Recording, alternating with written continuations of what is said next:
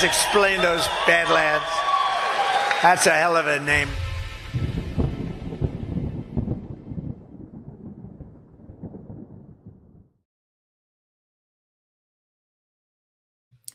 Good evening, everyone out there. Very, very happy that we're going to be joining you tonight for a special, the last of a series of special Breaking History extras, where we've been filling in for G-Money, and I believe this is the last Thursday night where we'll be doing this extra service. And hey, there's Gordon, aka Ghost of Base Patrick. Henry, did you fix the technical issues that you were dealing with? Yeah, I just did a restart just to make sure we don't have any of the lag that I think some people said we were having yesterday. So I just wanted to be sure. Better safe than sorry. What's up, Matt? Not too much. I'm okay. I'm okay. So yeah, we were just talking a little bit about some of the points to hit at tonight. There's I just dropped a video, a new documentary yesterday morning. So I'm going to show a couple of clips that we can chat about, maybe just to unpack some elements. It's called Mark Carney's dystopic pedigree, which goes far beyond the limitations of Canada per se, and really takes people into the heart of the British Empire, the origins of the Round Table movement, its influence on 20th century geopolitics. Obviously, I spent a little bit more time looking at the Canadian aspect of things, but obviously this is global.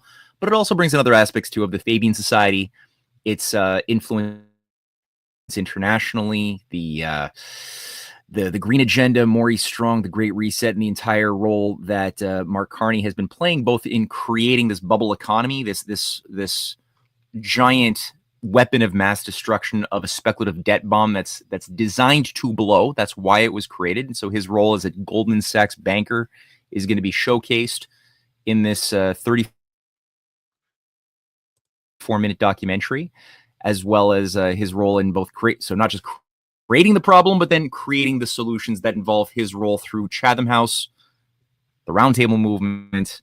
That is Chatham House, by the way, for those who don't know, and its role in organizing controlled opposition movements like the Extinction Rebellion, which has patronage by leading members of Chatham House. That's the British control hand of the Council on Foreign Relations. The entire Rhodes Scholarship Program is directed by this entity, and also the Green New Deal. So these are going to be things that are going to be outlined in that documentary and in these little clips I'm going to show, and that we could chat about. We've got some stuff on space, and the geopolitical breakthroughs on the space front, especially between the Russians and the Americans, is very interesting. The Chinese as well are making major breakthroughs in space. Also, asteroid defense. Got a thought to share about that as well.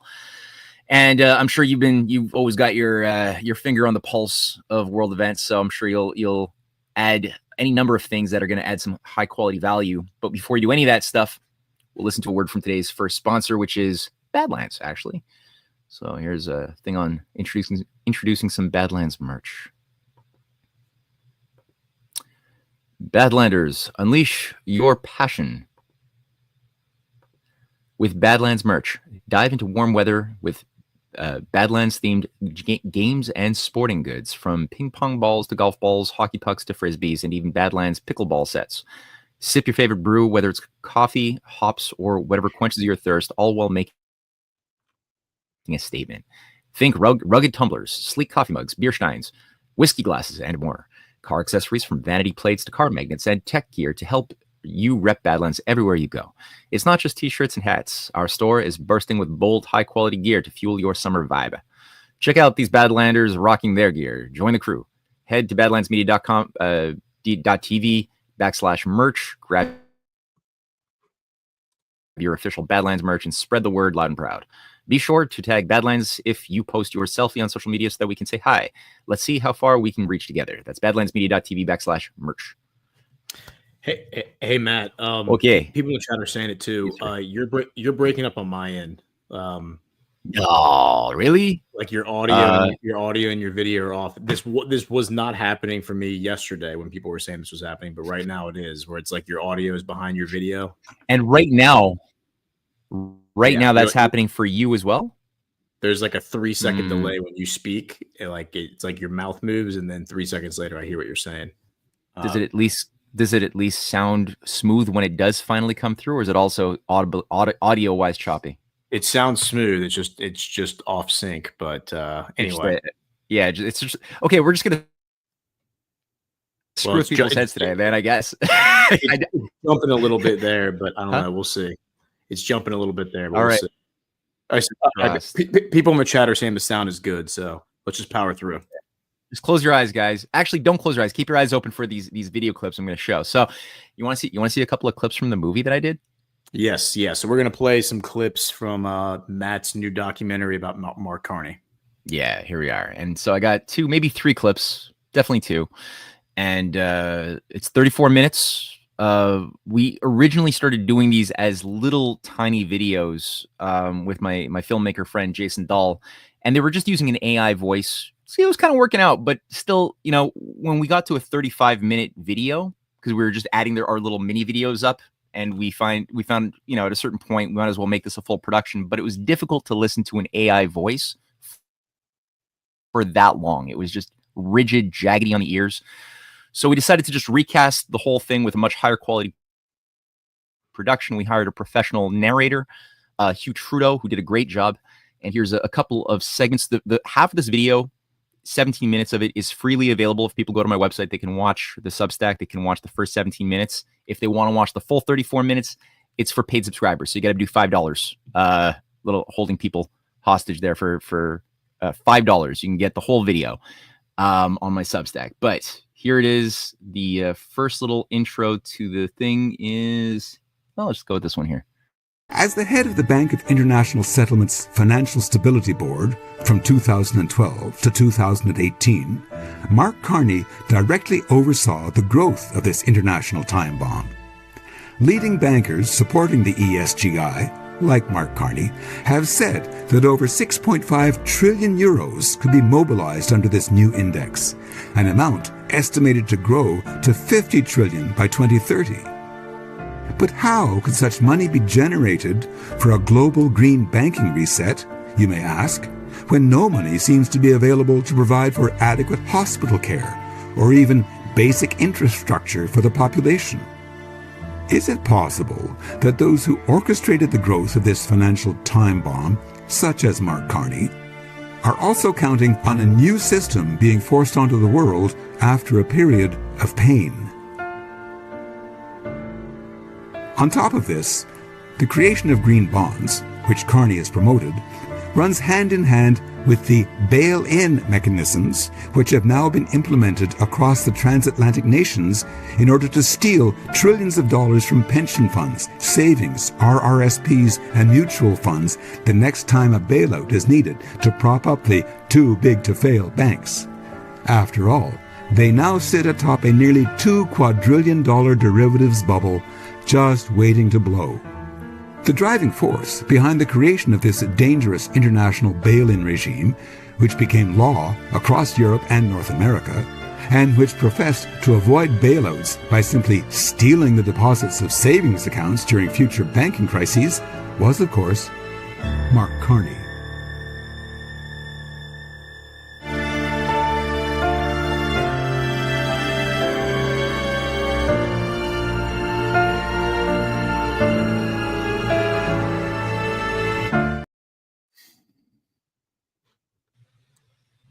All right, that was one little trailer. And of course, that, like I was saying in my little rambling intro, that is one aspect. And a lot of people have forgotten about these very important mechanisms that were inserted into Dodd-Frank back in 2012 under Obama for legalizing bail-in regimes. If there's a systemically important, too-big-to-fail bank that goes into a systemic crisis, it's still there that these bankers can simply now legally not bail out or expect the government to print money from the outside to inject into the banks, but that the banks themselves can now turn savings into equity bank stock, basically, to keep them solvent in that context. But that means people who thought that they had their assets, their savings, their mutual funds, especially their mutual funds and things like that in the banks, are now proprietors of bankrupt banks. So, that's what a great investment that is. And similar things have been done by Carney, who was the architect of this thing in 2010, when he was still advising the Financial Stability Board. That's a sub branch of the Bank of International Settlements that he later on went on to run. And he is the first person to put out the policy paper for the bail-ins that were then first adopted in the United States and then brought into Canada under Justin Trudeau and then brought into the European Union. So that's there. That's a thing. But keep in mind, right, the whole thing is a giant trap because he knows very well that the system of speculative finance is that he helped create. He helped create the entire debt bomb. In the 90s, as he was an investment banker for Goldman Sachs, the most the most exposed of all the Wall Street banks to derivatives. He played the role of turning the Russian economy into a speculative basket case overseen by people like Jeffrey Sachs, who permitted for the massive vulture funds to come in and privatization to come in to destroy what little remained of the Soviet economy. And then, he's now overseeing the solution of that. So you got that aspect of it that's in that little intro trailer. And the second trailer I want to just show people quickly here is, let's just play it.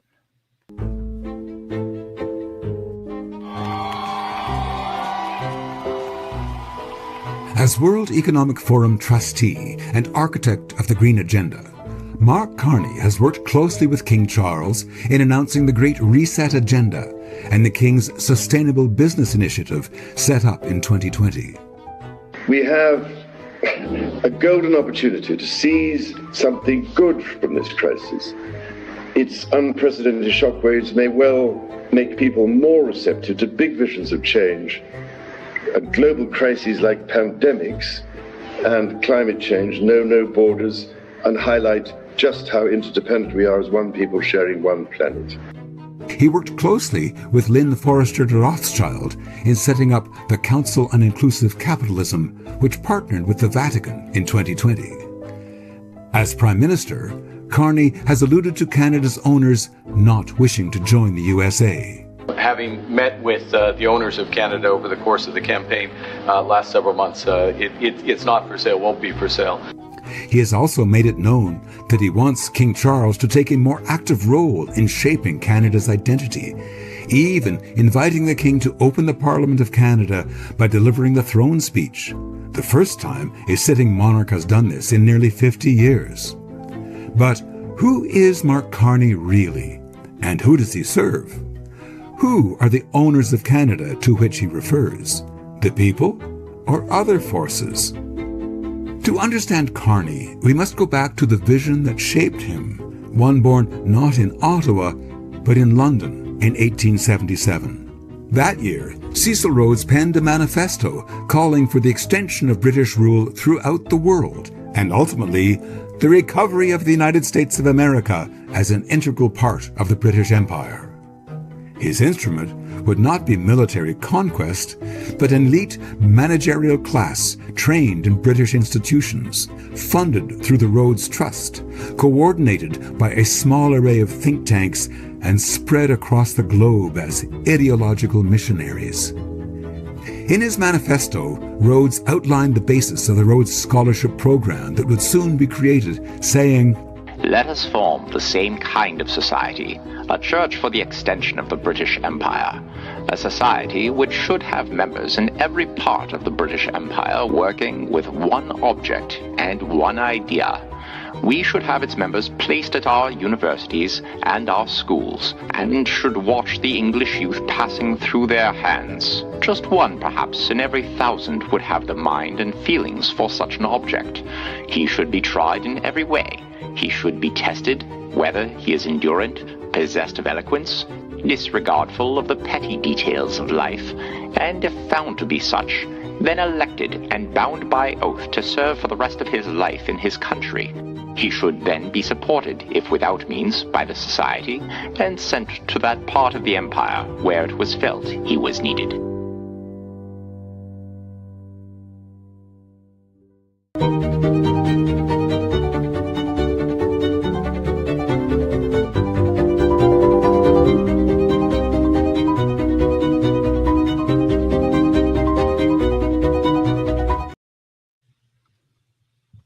Nice touch with the accent. Thank you. Yeah, no, I like doing evil British guys. That's one of my fortes or passions. No, that these clips are great, man. This looks like a good documentary. Yeah, thank you. I mean, I hope everyone clued in on the fact that Cecil Rhodes pointed out that bringing the United States back into the fold was a key part of their plan. Yeah, that's extremely important. He still referred to the British to the Americans as the colonies. He never accepted. He's one of those hardcore British imperialists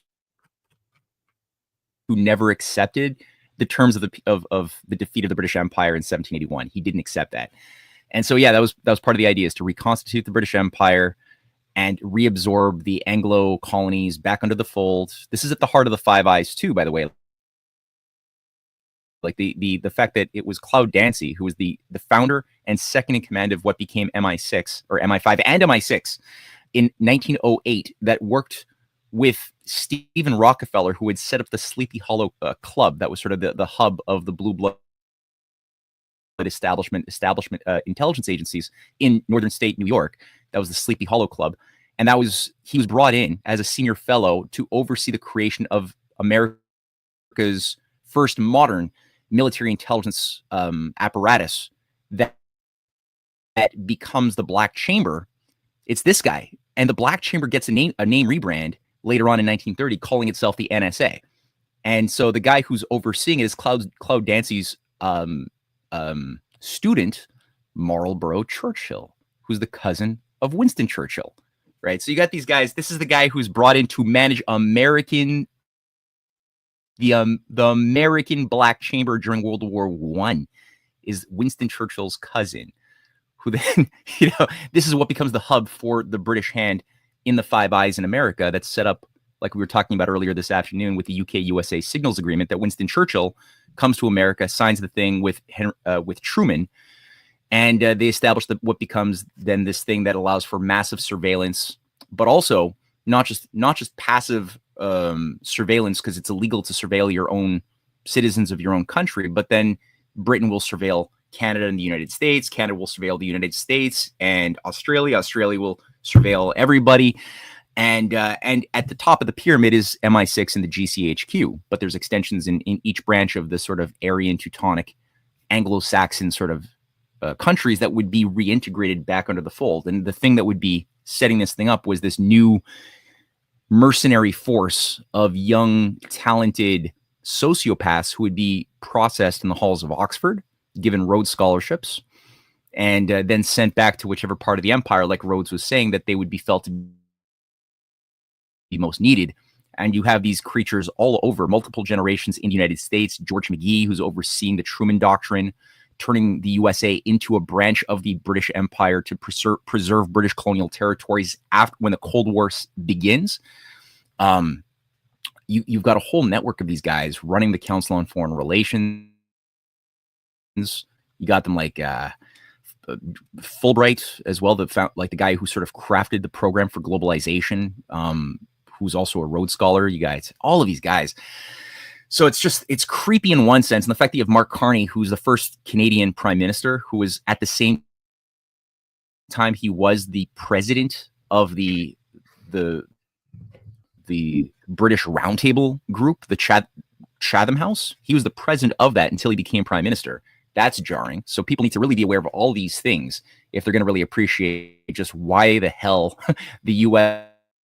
acted like such a basket case of insanity, and what is Canada? Because it's also been, even though we've got a bunch of ideological, like I guess imperial warriors set up in the Canadian establishment who are Rhodes Scholars throughout from 1907 to the present. There's so many. Chrystia Freeland, who's the Deputy Prime Minister of Canada, is a Rhodes Scholar.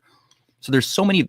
Jake Sullivan, right, who is like Biden's handler, Rhodes Scholar. Like there's so many of them. Susan Rice. It's a big list. But even though Canada has a lot of them and they're devoted to recapturing the United States, they're still creating the culture for Canadians from the 50s on to the present that they are committed to making Canadians as anti-American as possible. So that's also a thing to keep in mind, is that these are the founders, people like George Grant, the uncle of Count Michael Ignatieff, who ran the Liberal Party before Justin Trudeau. That guy is a Rhodes Scholar. He's the founder of Canada's New Nationalism. That was created in 1963 with this Canadian flag of a maple leaf that doesn't mean anything. And basically a bunch of warm, fuzzy feelings about us being these like nice, polite peacekeepers who like, maple syrup and hockey. And there wasn't much more to the identity except being anti-American. And it was these Rhodes Scholars that were doing that to keep us from actually creating an alliance of Republican cooperation that could also bring in Russia at different times, like when John F. Kennedy was calling for Russia and the United States to work together on a joint space program, which was not acceptable to the British Empire. That was too much of a threat, But today, again, and I saw that you posted something very interesting. A meeting that just happened, the first meeting of its kind since 2018 between Roscosmos and NASA leaders. So I don't know if you want to say something here. I'll throw a little. Oh yeah. I think your computer just switched mics. Oh. Good call. How did you pick up on that? Your sound just changed suddenly. Yep. Wow, very, very good ears. Okay, so here's the little clip of Roscosmos and NASA representatives meeting this week in, I think it's Florida, which is and discussing deep space exploration and cooperation, ISS, the International Space Station, which is going to be replaced soon. So this is very positive as an idea. So let's just play a little 14-second clip.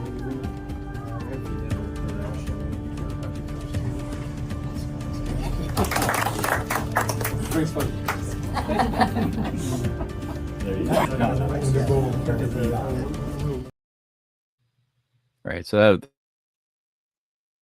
I thought there was more to that clip than that, but I don't know if there's anything you caught as far as the details discussed between both sides for this negotiation. Not really.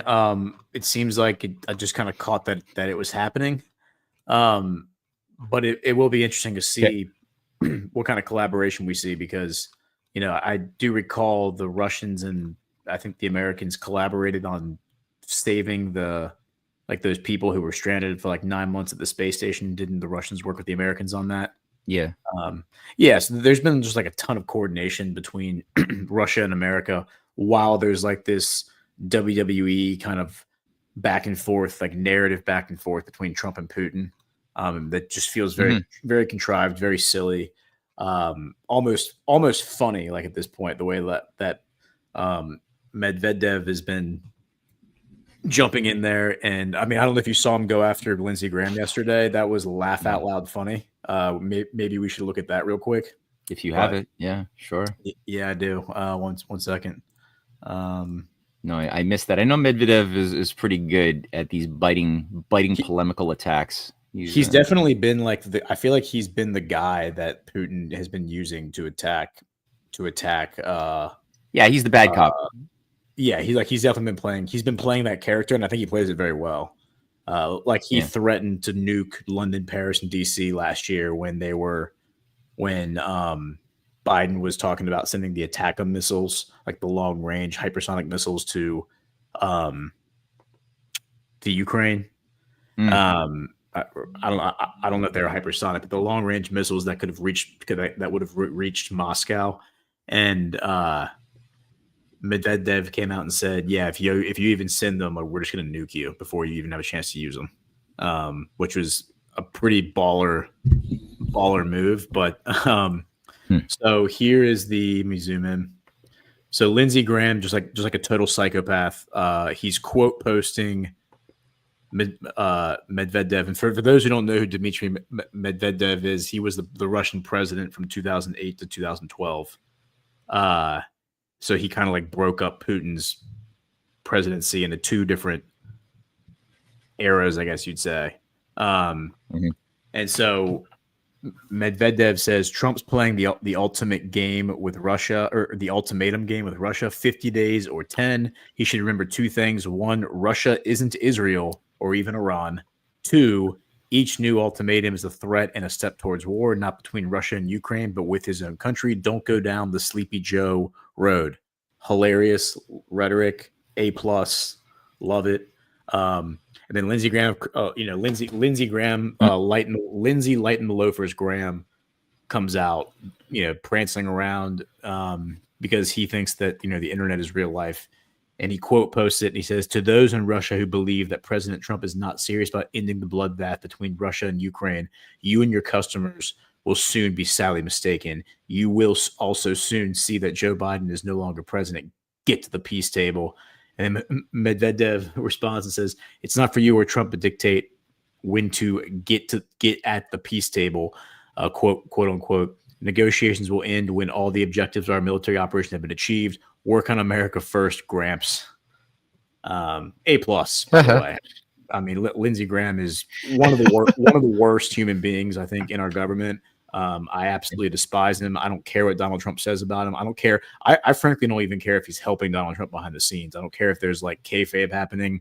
Lindsey Graham helped create ISIS in 2011. He went around the Middle East with John McCain and met with ISIS leaders. This is all like heavily documented. There were CNN crews there. There was lots of fanfare about all of this. They were fighting the good fight against Assad and Putin by helping these rebels, like arming these rebels to fight Assad. Rebels who were in Libya were helping fight the good fight against the Russians. Just absolutely insane. And he's definitely a war criminal. He should be treated as a war criminal. He should be tried as a war criminal. He is John McCain. Like anything that you think of John McCain, you should also extend to Lindsey Graham. Yes. And I literally do not care what Donald Trump can come out and say that Lindsey Graham is one of the greatest heroes in American history and we should build statues to him. And I still would think that the man is a traitor who should be tried as a traitor in a war tribunal. He has a lot of blood on his hands. He's been there for a long time, and he's championed every murderous policy. Like he not just like voted for every war and every murderous policy that's destroyed our freedoms and eliminated so many innocent lives. Yeah, he's been an active cheerleader and enforcer for these things. So yeah, I believe if people can repent and walk, to the last breath that they have the ability to find humility and repent, sure. But at the same time, that's a lot of friggin' blood in his hands, and I've seen no real evidence that he's actually repented. Yeah. So it does seem kind of like the opposite, and everything positive about him is just in the form of words. I don't see any actions that would indicate anything other than that.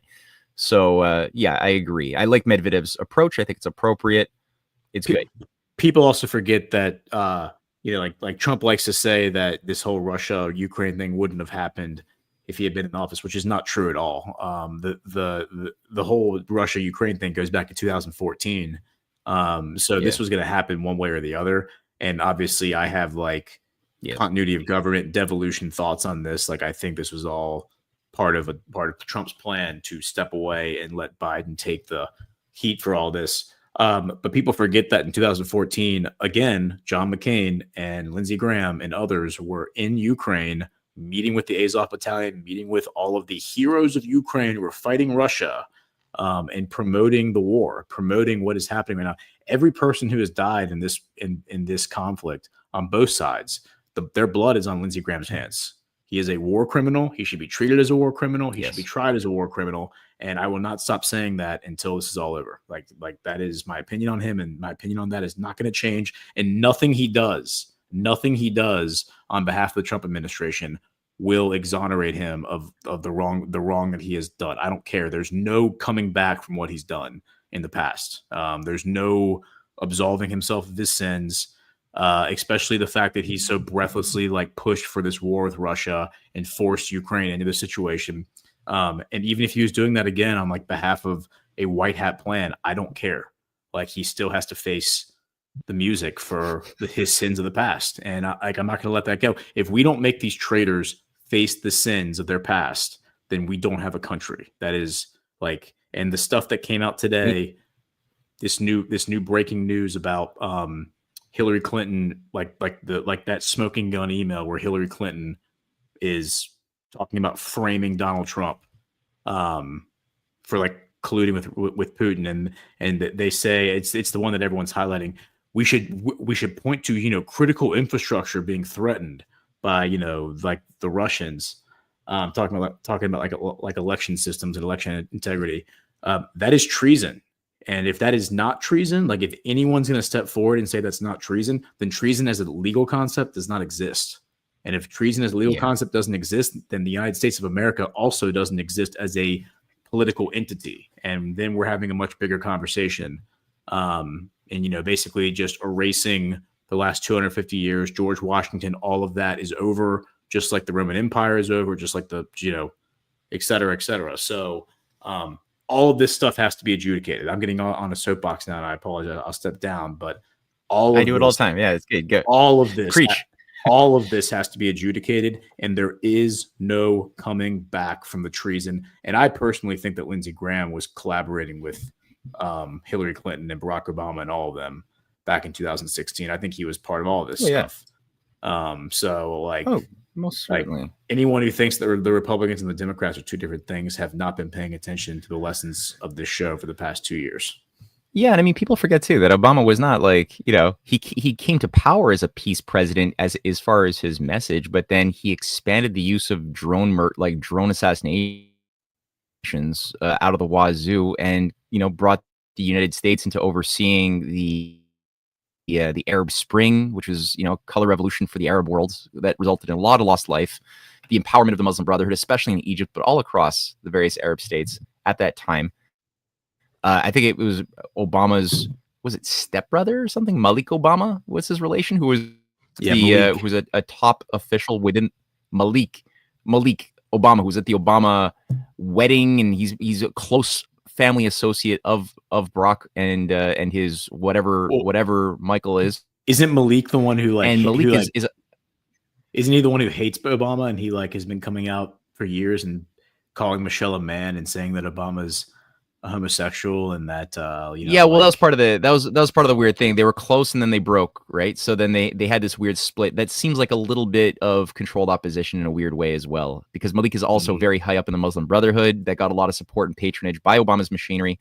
They were close earlier on, and it does seem like this is something that they do want people to fixate on, as sort of like, look at the laser beam over here, like, you know, like when you want to get the cat's attention or distract the cat, you use the laser. I think somehow like the fetishization of the Epstein story also was sort of that distraction to keep people away from the real, you know, convergence of transhumanism and Silicon Valley and the occult, which is prevalent all across the American transatlantic establishment. But even more than that, that involves massive, you know, operations in child trafficking, murder, other things that's been going on for so many generations. And they really fetishize the Epstein thing. And I think the same thing is kind of going on in some ways with this whole question of, and it might very well be true, you know, I'm totally open to the possibility that Obama's married, you know, a gay guy in drag. It's possible. I've seen a lot of evidence that's persuaded me that it's even likely, but I can't prove it 100%. But I do know what is provable is that he is a hardcore murderer and tied to operations that involve, you know, Podesta, who's got a weird fetish for serial killers like Jeffrey Dahmer cannibals, and has, you know, Tony Podesta has all of these like Jeffrey Dahmer statues that involve Marina Abramovich getting, you know, on record as far as the leaked records are concerned from Hillary's laptop, and emails talking about bringing, you know, high level Democratic officials into spirit cooking rituals that involves, you know, blood and other bodily excretions that's consumed along with other weird things. That's like been discovered to be something that people should also be looking at, that they're not.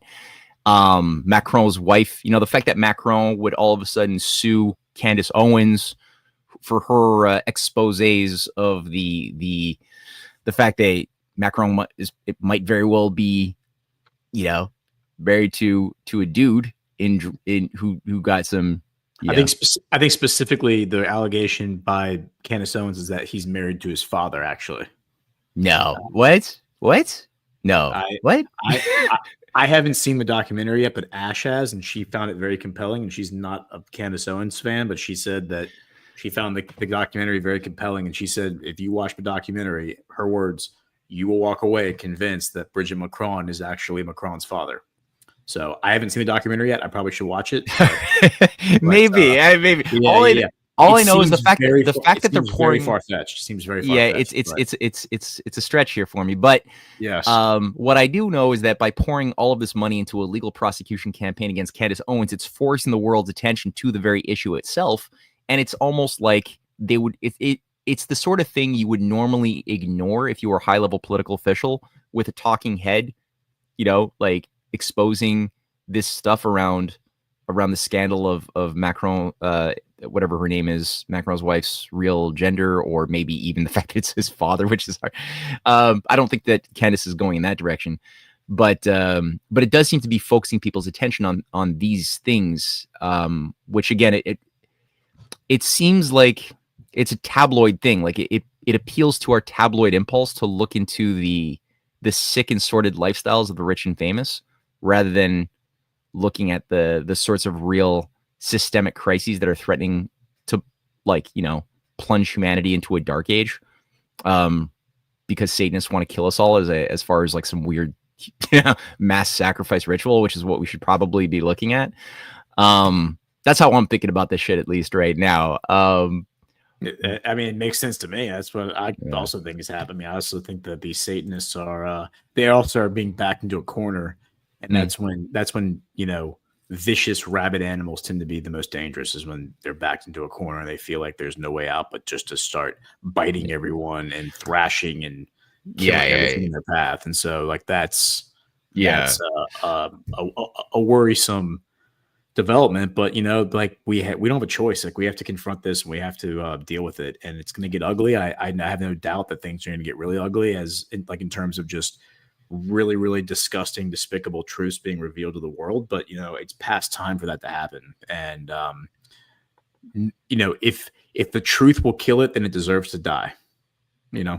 Well said. I like that. Yeah. And the reason why I brought up the Obama thing is just that Lindsey Graham was also a complete cheerleader for Obama's murderous campaign of bombing Libya back to the Stone Age as well. So it's like, it's not a question of like, this guy's just always been doing the same bloody thing, and it's got to stop. It needs to stop, for Christ's sake. And that's why I like this positive discussion between representatives from NASA and representatives from Roscosmos. I think that's one of those like positive points of collaboration, which, like, in my mind, we've talked about this. I see space in a very holy way. It's like that's God's creation, and it's a reminder that we're the only species capable of looking up at the stars. Every other species, kind of like even the birds, they're kind of wired to look down. They fly, they go high, but they don't look up and like evaluate the cycles of the heavens. Other animals too, they're all walking on 4 feet or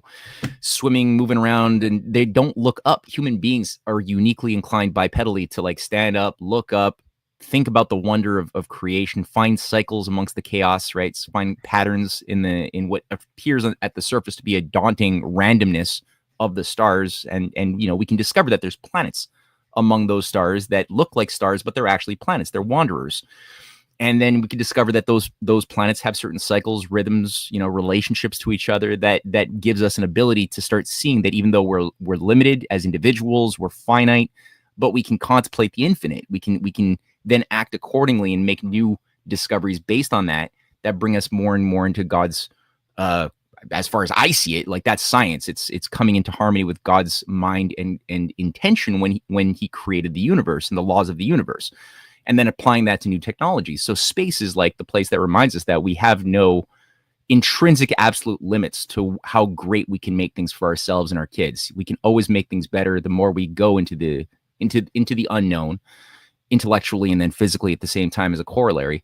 And so when I see things like this, I'm reminded about like all of the things that the oligarchy, I mentioned that one case when JFK had called at the UN 3 weeks before he was murdered for the Russians and the Americans to work together on a joint space program to put together a Russian and an American together on the moon and not replicate expensive, costly scientific research. But then that didn't go anywhere because he was murdered, and that whole thing was scrapped in favor of going for building up, nuclear weapons instead in the Cold War. But then it was one more effort was made in 1975, and that's the picture of the Russians and the Americans who together worked at the Apollo-Soyuz project right before, when there was a big fight in NASA on between the Malthusian groups like James Schlesinger and others who were taking over control with the Trilateral Commission that was created in 1973 by Kissinger, Zbigniew, David Rockefeller.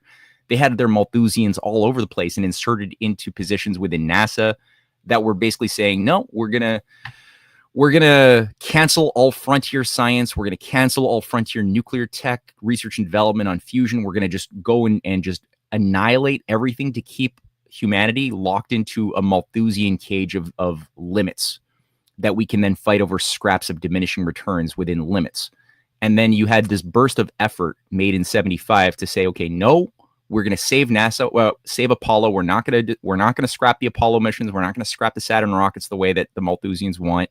And they tried hard, and they were successful to a degree at getting this joint Russian-American program to succeed. And they actually, the Apollo and the Soyuz capsules, they actually merged together in space. It was a wonderful opportunity to change the world. And unfortunately, again, Gerald Ford gets a near assassination attempt. One of the Charles Manson kids nearly kills him. And that would have put Nelson Rockefeller into the presidency immediately if that had been successful. As it so happened, though, Gerald Ford became much more of a lame duck at that point and canceled Apollo. They canceled all of the U.S.-Russian collaboration. And then the only time that we saw anything like that coming back again was when Donald Trump came in his first term and got Jim Bridenstine there on the left to go to Russia and meet up with Dmitry Rogozin, then head of Roscosmos, and work together on trying to get the Artemis Accords and the Lunar Gateway project, which was the, I think it got scrapped. I think they're trying to bring it back to life again. But the idea was that Russia and the U.S. were going to work together to build a space station orbiting the moon that would be necessary for any industrial development on the lunar surface. And both sides were completely on board. You had the 2017 directive as well that Trump had signed to put mankind back on the moon for the first time since 1972, with plans to go to Mars the following year. The Artemis Accords in May of 2020 were called explicitly for the abolishment of any weaponization of space, which is, in my mind, the most important thing you could do is prevent space to become a grounds for geopolitical warfare. That's so important. And instead, I mean, space, according to the Artemis Accords, would have been a domain. I don't know if they're still alive or if there's an effort to rehabilitate them, but that would have been an idea. And it said so explicitly that you would have the moon, the resources of the moon, of which there is so many resources, not just helium-3 and rare earths, but so many things, and asteroids. And all of that would be the sort of public domain in a sense, that would be organized around nation states cooperating around treaties to collectively work together on developing things for the good of all of humankind. And it was a really good orientation that also involved asteroid defense. Part of this negotiation involved, here, I got an actual image here. Rogozin was the first guy back in 2011 to propose this thing here called Star Wars. In 2011, this is from RT, October 18th, where Rogozin, who was still leading at that time, he was the new, and this is when Medvedev was the president of Russia. They basically said to the Americans that instead of building an anti-ballistic missile shield around Russia's perimeter and around China's perimeter, how about instead we reorganize and cooperate on building a joint asteroid defensive shield around the Earth and apply this tech that could be used for destroying ourselves instead towards identifying the locations and velocities of these various asteroids, which are like, there's a lot of asteroids, so many between like Mars and Saturn. There's a big gap there, and there's a giant asteroid belt. And a lot of these asteroids get dislodged and they start moving into the inner part of the solar system occasionally. And instead of just letting these things periodically slam into planets and slam into the Earth, periodically causing mass extinction events, of which there have been many, let's actually do something about it and like collaborate on, thinking about a multi-generational strategy of, first of all, we only know of like where 8,000 of these big asteroids are, like 150 meters in diameter or larger. That's not that we have not identified many, and every once in a while we continuously get caught off guard when we find out that, oh, by the way, a giant, like nation killer asteroid is just like floating between or passing by between the Earth and the Moon that we didn't know about. So they act like they have this thing figured out. They have nothing figured out. They have very little figured out, and they have nothing in place. If we found out, let's say we had advance notification that in like 2 years, one asteroid, or let's say a comet, which is even more dangerous than an asteroid, is going to slam into the Earth. Well, what do we do if that news came at us today? We'd have nothing to do except wait to die. There's nothing in place. So you got to start planning now to build the infrastructure that would require all of the nations working together to be able to like use this type of destructive technology that we have with the atomic bomb, and like high intensity lasers that could maybe, be incubated in things like the Golden Dome. But you got to remove this idea of fighting America's enemies or controlling the American population under a transhumanist Silicon Valley control freak, network, and instead bring about the idea of applying this tech for preserving the species from these types of threats. So when I see the Russians and the Americans meeting on space tech, I get really hopeful. Like that's one of those places that it revs my engine quite a bit. And I'm seeing that there's comments on the screen. What's going on there? I never saw that before. Yeah, it's like a beta testing thing. So I just decided to turn it on because the chat's kind of on fire right now. So they're being there's a consensus forming that Lindsey Graham is now his new nickname. And by the way, if that meeting between the Russians and the Americans disrupts Lindsey Graham's menstrual cycle, then all the better. Anything that upsets him is a net positive for America and the world. Amen. Absolutely. It's just one of those great barometers for, is this the right thing to do? Well, is Lindsey Graham upset by this? Then it's probably the right thing to do. Let's move forward with it. Yeah, that is a very good litmus test for all morality tests going forward. That's how we're gonna qualify our public servants. Is do you do things that piss off Lindsey Graham? If so, you can have a job. Yeah, which is one of the reasons that maybe keeping him around for this long, because he really has only continued to exist as a political entity by the good graces of Donald Trump.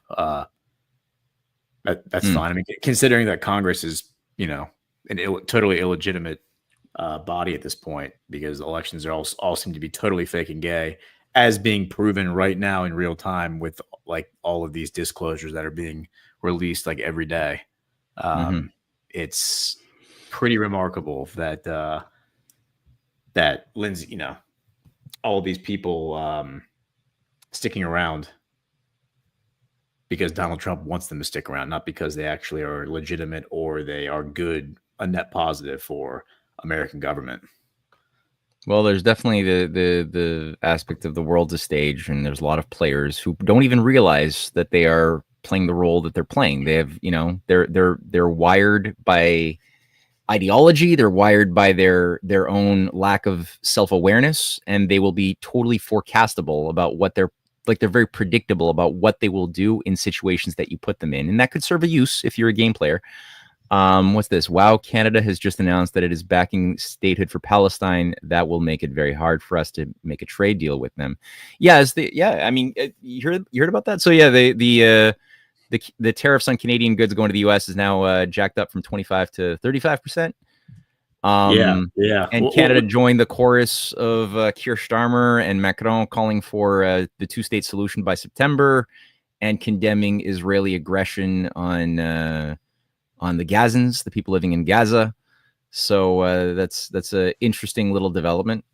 Yeah, well, and it's one of those things where it's like, if you wait long enough, you will start to see the method to Trump's madness, because a lot of times Trump will do things and people will be like, why is he doing this? This doesn't make any sense. And like the whole, like, not backing the two-state solution, even though he was backing it during his first term, aggressively and in a lot of ways, or at least under the radar.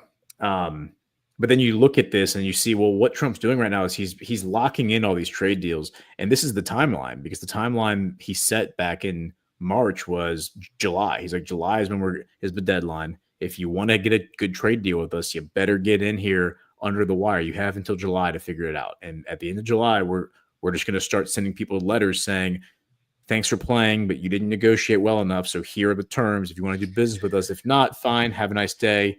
It's your loss. And we talked about yesterday how Ursula, from the EU, basically said, like, threw her hands up and said, this is the best we could do. We were totally at Donald Trump's mercy. Like, whatever terms he was willing to give us, we had to take in order to avoid a 30% tariff.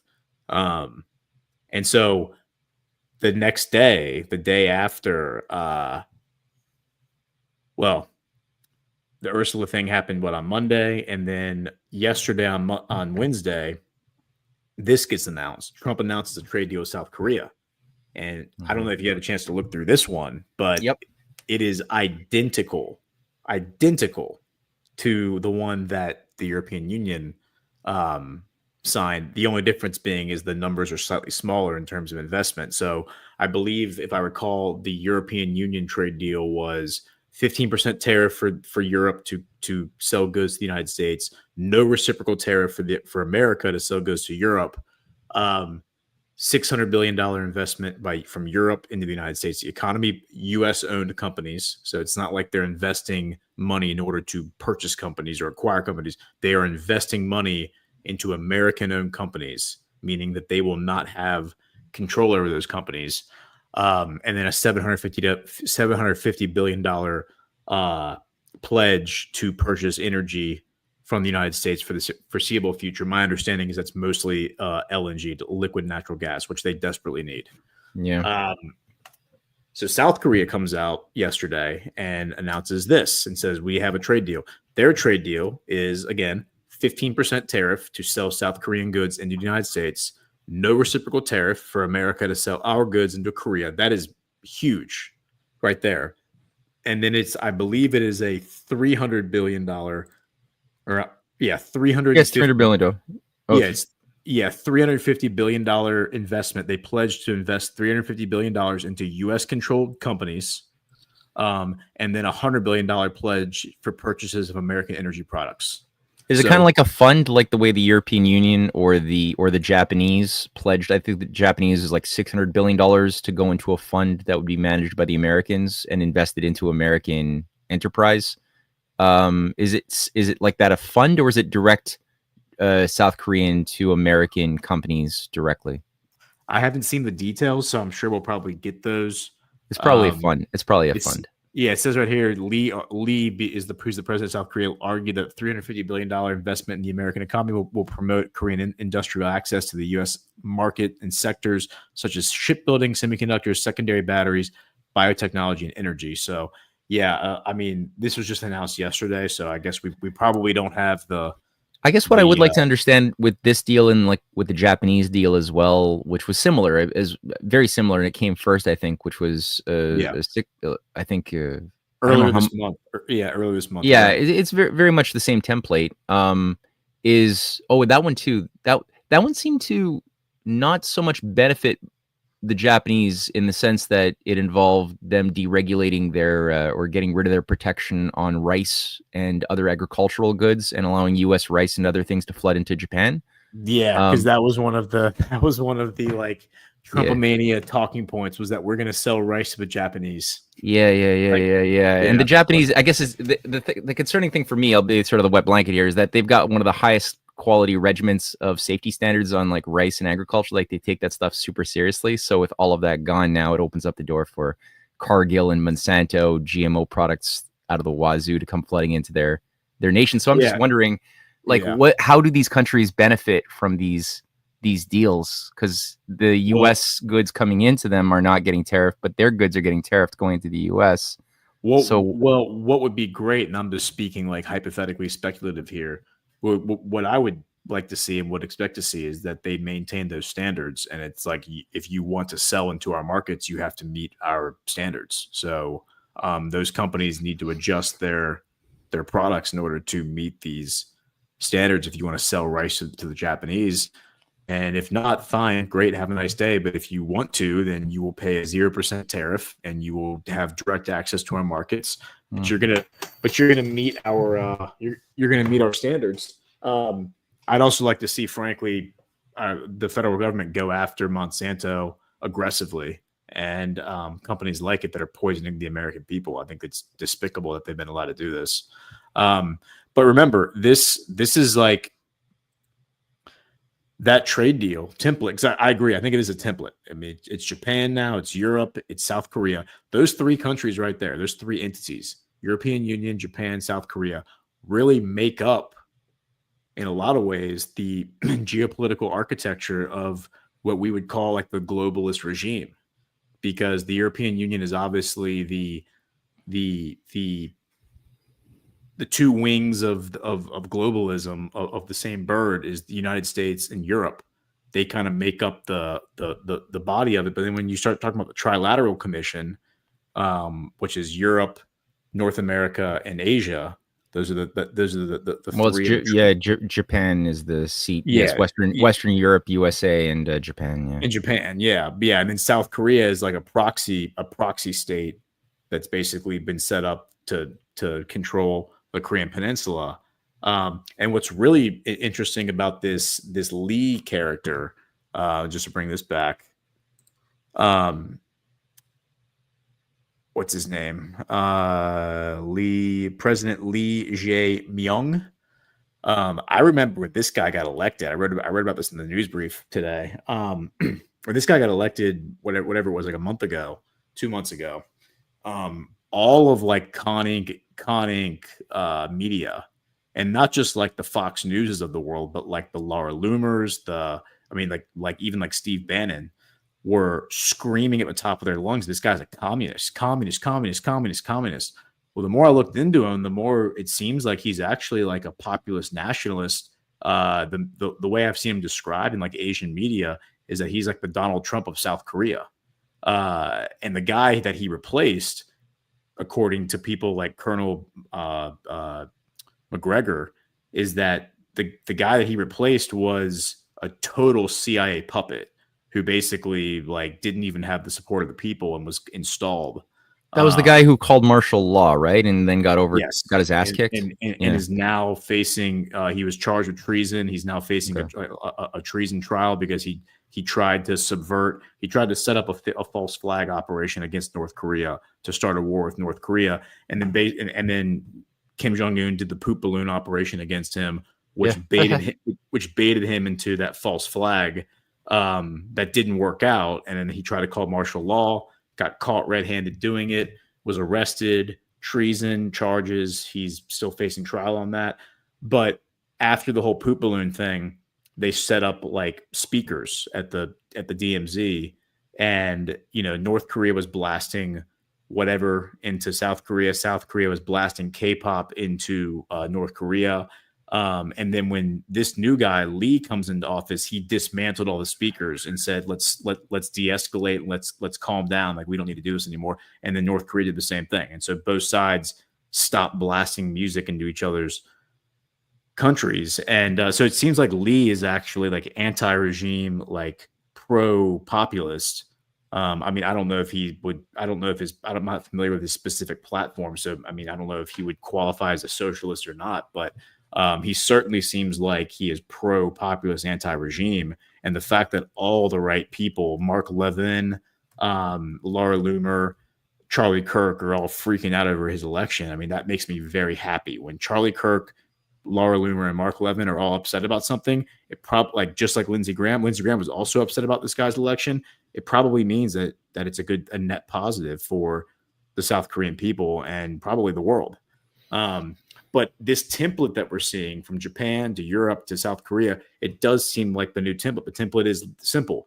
You're going to pay 15% if you want to access the American market. We're going to pay nothing to access your market. You're going to invest hundreds of billions of dollars into our economy.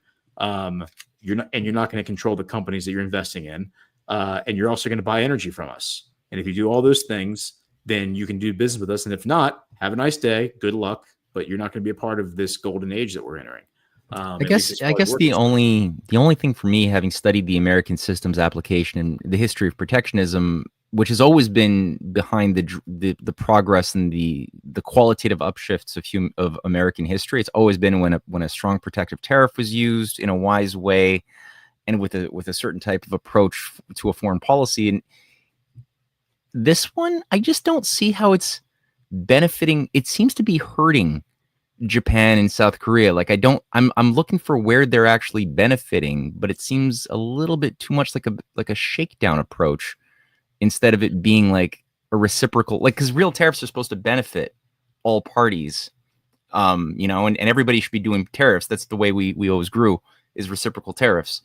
But if you're like getting them to put like $600 billion from Japan, which has like, they're a U.S. military colony. They've got like 60,000 U.S. troops that have been stationed there since we bombed the fuck out of them back in the day. And we've been like running their economy. We've got 28,000 U.S. troops stationed in South Korea, and we're the ones hosting the bioweapons labs and the THAAD missile shields. Like we run all of those things. That the South Koreans are not even allowed to have any say over those things. So it's like we kind of run their economies, we run their culture, we run everything. And we've been using them like beachheads, and their economies have been made really weak in so many ways because of that. And now we're like causing them to put these hundreds of billions of dollars into funds that are going to be managed by Americans to go, I hope, into the buildup of America. But that's money that they can't spend now for their own needs. And I don't see where they're benefiting. Well, my understanding is this. My understanding is that the money that's being invested is not necessarily coming from like their national budget. It's coming from, I think, oligarchs from their country. I don't know that. At a lot of these trade negotiations or trade meetings, it's always like billionaires from these countries coming and glad handing with Trump and getting FaceTime with the camera. I mean, we're going to invest this money. So it seems like it's private equity that's making that just happens to be from these nations that are making these investments. So I'm being like presumptive here in saying that. So I don't know that for a fact. I would also I think Donald Trump would also argue that for the past 50 years, these countries have all been shaking down the United States and been stealing from us, where they've had 40% tariffs on American goods going into Japan, but they can just flood our markets with their VCRs and their cars for nothing. So I think this is a balancing act. It's radical, yeah. Like to your point, it's not reciprocal. It's a radical approach. But I also think that just like with China, it's a decoupling strategy, because what's going to end up happening is that the small businesses in places like Japan and South Korea are going to be incentivized to focus on their domestic production and edging out international conglomerates, whereas they're going to have to compete with American manufacturers who are going to bring their goods into their markets. So then the small businesses they're going to have to get smart and lean and have a value add. I think that in any free and fair market, the domestic producer is always going to have the advantage to the person paying money to ship their goods in. You're always going to have the advantage. Often, not always though, because like in the British Empire, the way the British Empire was able to become this vastly expansive global alpha for so long was that they used protectionism for their own things, but they never allowed their colonies to have protectionism. So when the Americans tried to use protectionism at different times, the British came in and just annihilated them and dumped product into their whether hats or horseshoes or whatever the Americans were trying to make, and just flooded the markets to undercut and destroy the local enterprises to keep them dependent on the British Empire that was using protectionism but demanding everybody else be submissive to free trade. So my fear is just that the U.S. ends up falling into the trap of what the British Empire was doing keeping, that's always the danger morally on these kinds of fine lines when you have a very strong power that can easily slip into. It seems to me, and again, I'm speculating here. This is we need to see the fine print on these deals to really nail down what is happening. But it seems like the thing that is actually being targeted here are these transnational corporations. I think that is the oligarchies and the transnational corporations seem to be the ones that are going to be suffering, and those happen to be the entities that have been the most vocal in the criticisms of these tariffs, because obviously because they're the ones that are going to be affected, because they have globalized their supply chains. So, you know, to your point of what we were discussing yesterday, like I've worked on airport projects where the airport project, being a government funded project, requires made in America. Like that has to be part of the project. But made in America means that the product that you're actually installing on the building is made in America, but then they ship it to Mexico. They box it in Mexico. So they take all these like parts, you know, I need 500 clips that go on this wall that I'm assembling, right? I need 500 of these little hardware clips that no one's even going to see. They're going to be buried in the wall. All right. But there's special clips that go behind these panels that are going to go on the wall. Well, rather than just throwing all the clips in a single box and shipping it to the job site, they're going to ship all these clips. They're going to throw all the clips in a box. They're going to ship it to Mexico. The Mexicans are going to take them out of the big box. They're going to put each little clip in its own little box, or maybe like 5 in a box. Then they're going to ship it back to America, and then it comes to the job site. Well, what ends up happening, and this has happened on multiple projects I've been a part of, is that those boxes get stuck in customs. And then they're sitting there for weeks, if not months, to be like somebody has at customs and like border and customs has to go through and make sure that like each and every box has what's in there or whatever. And then the project falls behind multiple months, and then the GC has to apply to the FAA for more money because, hey, I've been sitting on the job site waiting for these damn clips, and I can't finish building the wall. And if I can't finish building the wall, my painter can't come in and paint. You know, it's such a clusterfuck of incompetence, and it's totally incentivized by these transnational conglomerates that are operating within rules that were really set by the Trump administration during his first term, because this Made in America thing, while I think it existed in theory probably before Trump, it really became a thing during the first administration because of the China tariff war. Because every single project, even if it wasn't a government project, even if it was a private construction project, became very fearful that their project was going to fall behind, like from a scheduling standpoint, if the product wasn't being made in America. So not only did you have government projects saying everything on this project has to be made in America, you had private entities where like every single thing you specify in this project has to be made in America. But then these dipshit transnational corporations would say, okay, we're going to make it in America, but we're going to box it in Mexico. And it's going to sit there at customs, and your project's going to fall 3 months behind schedule for a project that was 3 months to build anyway. So it goes from a 3-month project to a 7-month project because you get 3 months behind schedule, and then it takes a month to like figure out like getting everything back on track. And it's just a bunch of absolute asinine nonsense. And watching that play out like on the front lines in real time, like. And I'm talking about projects that I've worked on in the past 18 months that we're doing this. Like this is stuff that was happening literally in the past 18 months. Sure, yeah. And it's just like, why do we do this to ourselves? Why do we set ourselves up for such like catastrophic failure?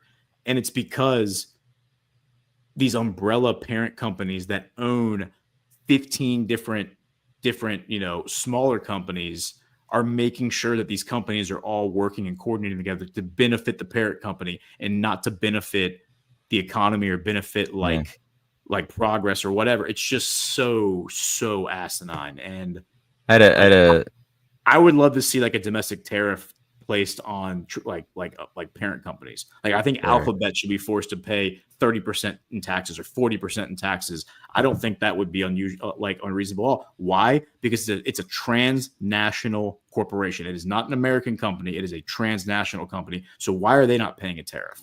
Well, see, that's I guess the problem in the last. There was a commentator that I respect named Dennis Small, and he writes for EIR, but he had made the point that a lot of people say that globalization has resulted in all of this devastation to the productive powers of labor of America and other nations. And so globalization, people say, has failed because it promised to like create prosperity, all these things. But he was making the point that no, globalization was immensely successful in that it did exactly what it was intended to do by those like Bilderberg Group, George Ball entities who in the 50s and in the 60s were colluding to nation strip the sovereign nations of the world that had built up an industrial power, a cultural power that made them economically relatively independent. And the idea was to bring about a new system that would induce these nations to destroy themselves.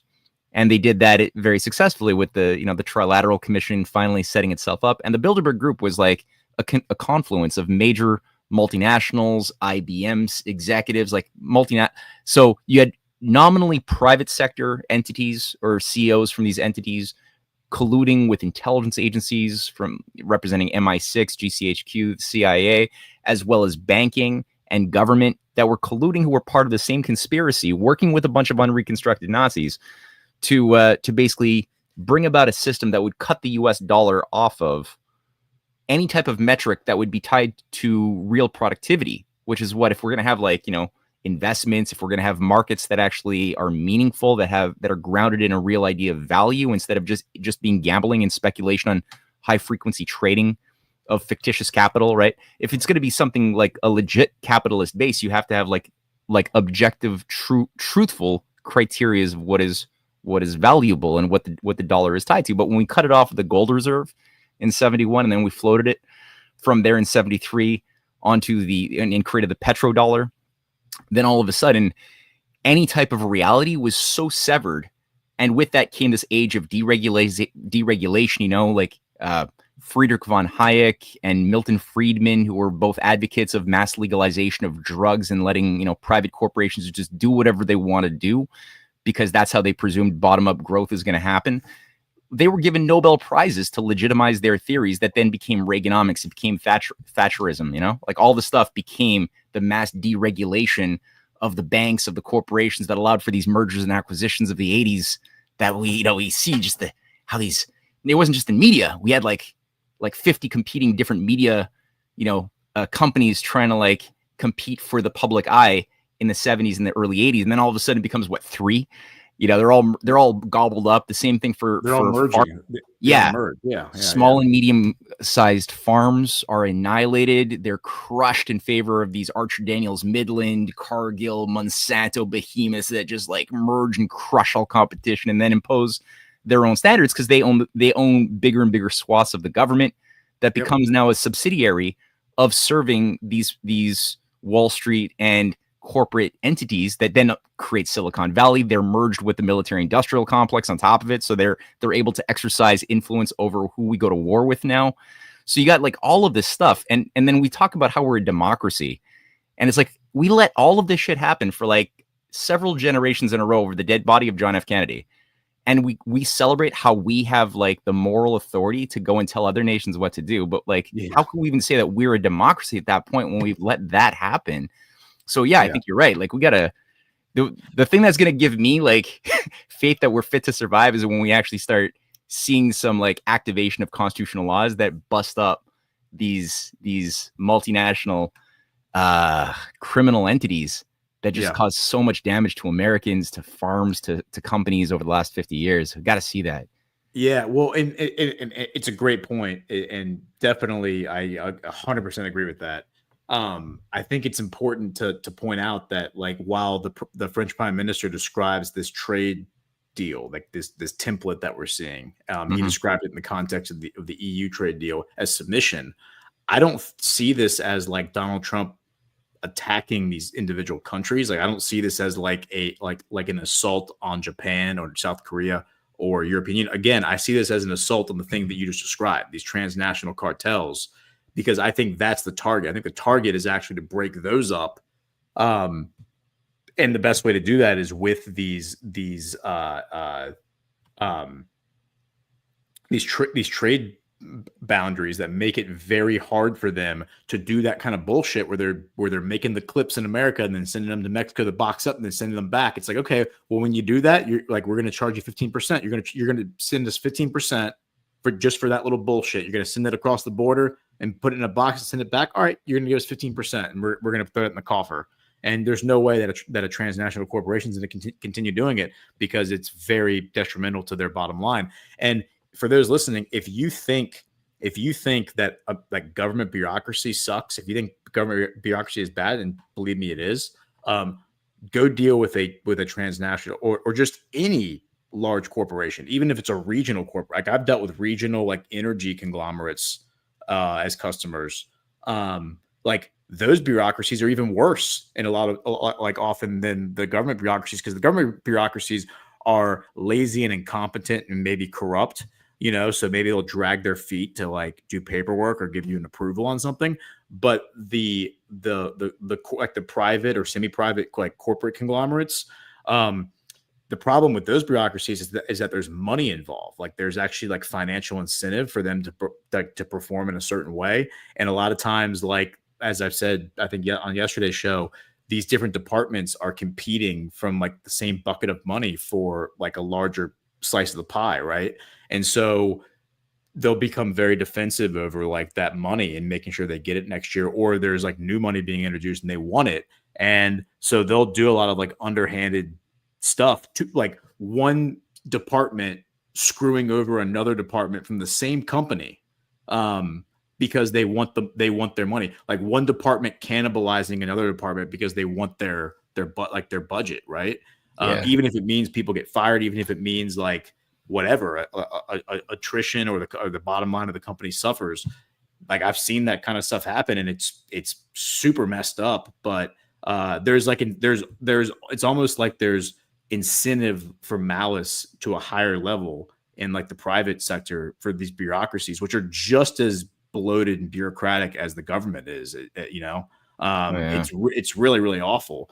And so like dismantling that and disincentivizing it, I think is key. So, I think that when like to bring it back to the point that I think I was trying to make it originally, I think people look at this very linearly, and that's a natural way to look at it. And by that I mean, like, all right, here's the list of things that Donald Trump says he wants to get done and needs to get done in order to save America. Like 1, 2, 3, 4, 5, 6, 7, and people are like, all right, we're going to do this one, then this one, then this one, then this one, and kind of like check it off the list, check it off the list, check it off the list. And to some extent, I think that there's some truth to like the fact that there's a sequence of events. But I also think that Donald Trump is solving all of these problems at the same time. Like the point isn't to solve one thing, then the next thing, then the next thing. It's to solve all the things concurrently at the same time. And you kind of like advance each one, kind of like if you could imagine troops on a battlefield. Like you're not just going to advance one unit all the way up to like the end point. You're going to advance all the units together.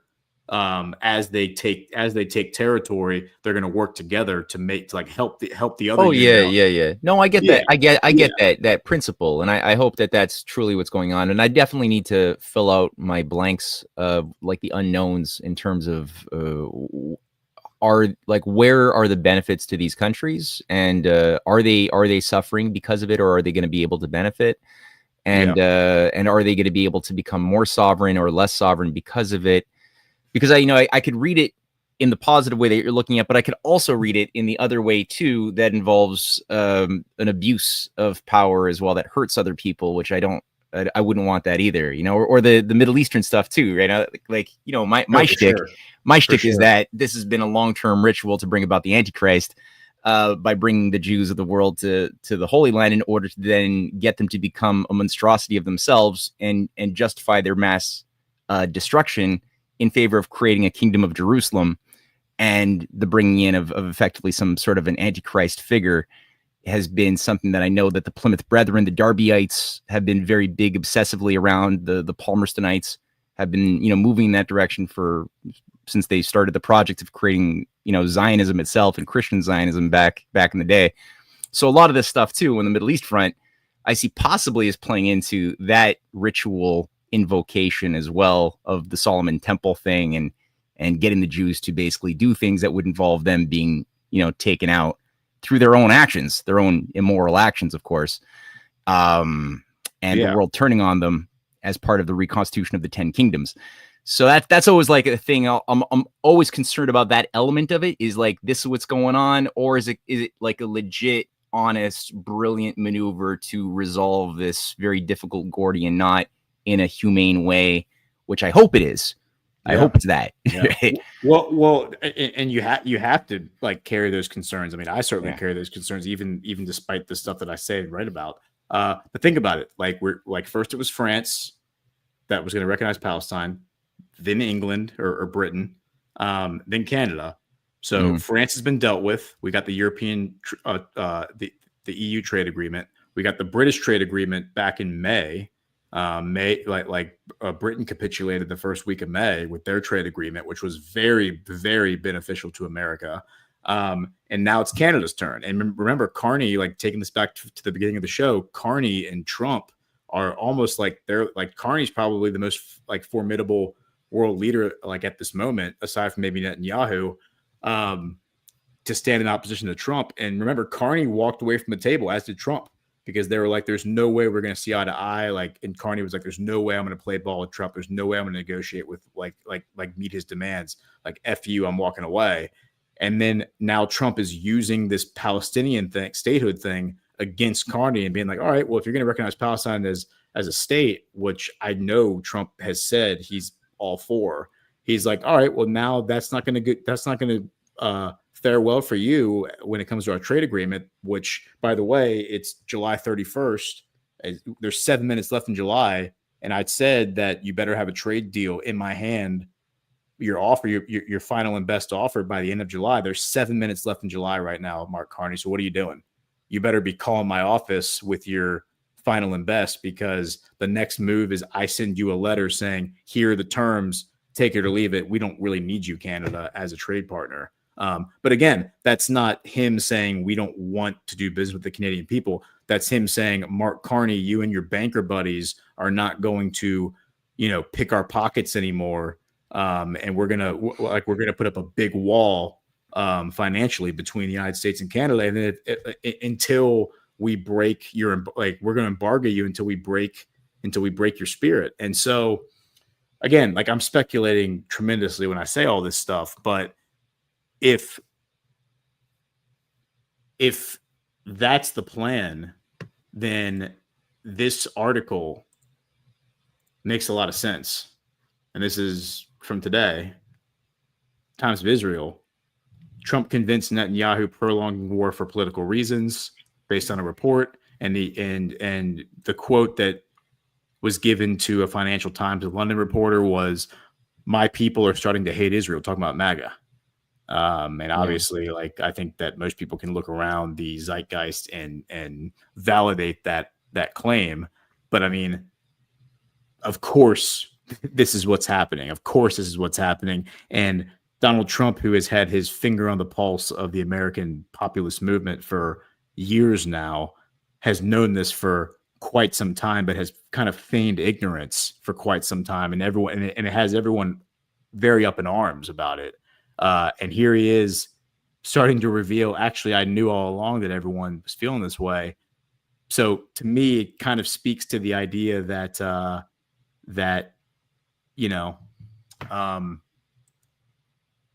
he's feigning a position that he doesn't actually believe for a ulterior motive. And I look at it like this.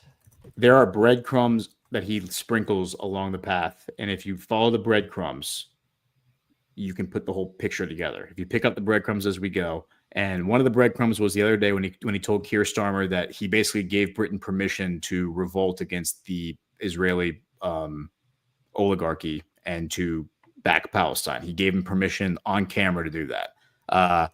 Here's another story right here that looks like it just broke. U.S. imposes 15% tariff on goods from Israel as part of sweeping new trade policy.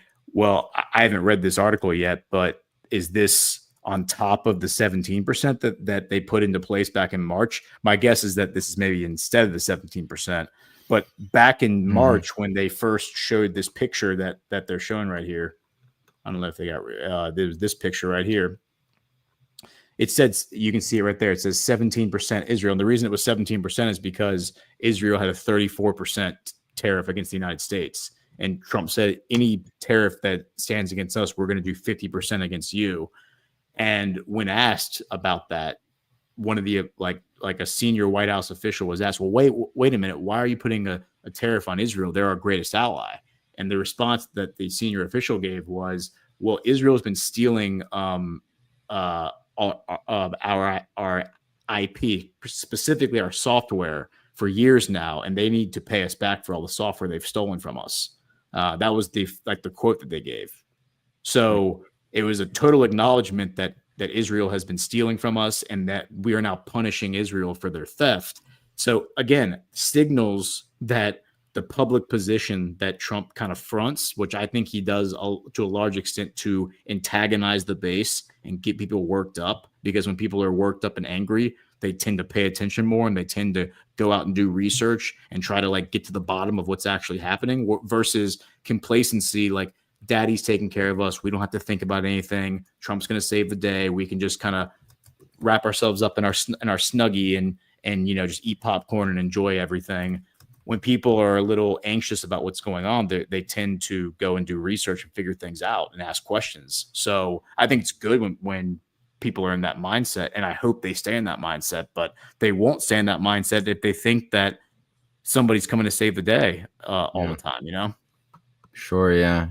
No, I don't know what Kissinger's ghost would be thinking about the world right now. I know that this is the guy who was behind with David Rockefeller, the entire creation of this time bomb that became our once industrial economy that I hope can be rebuilt back.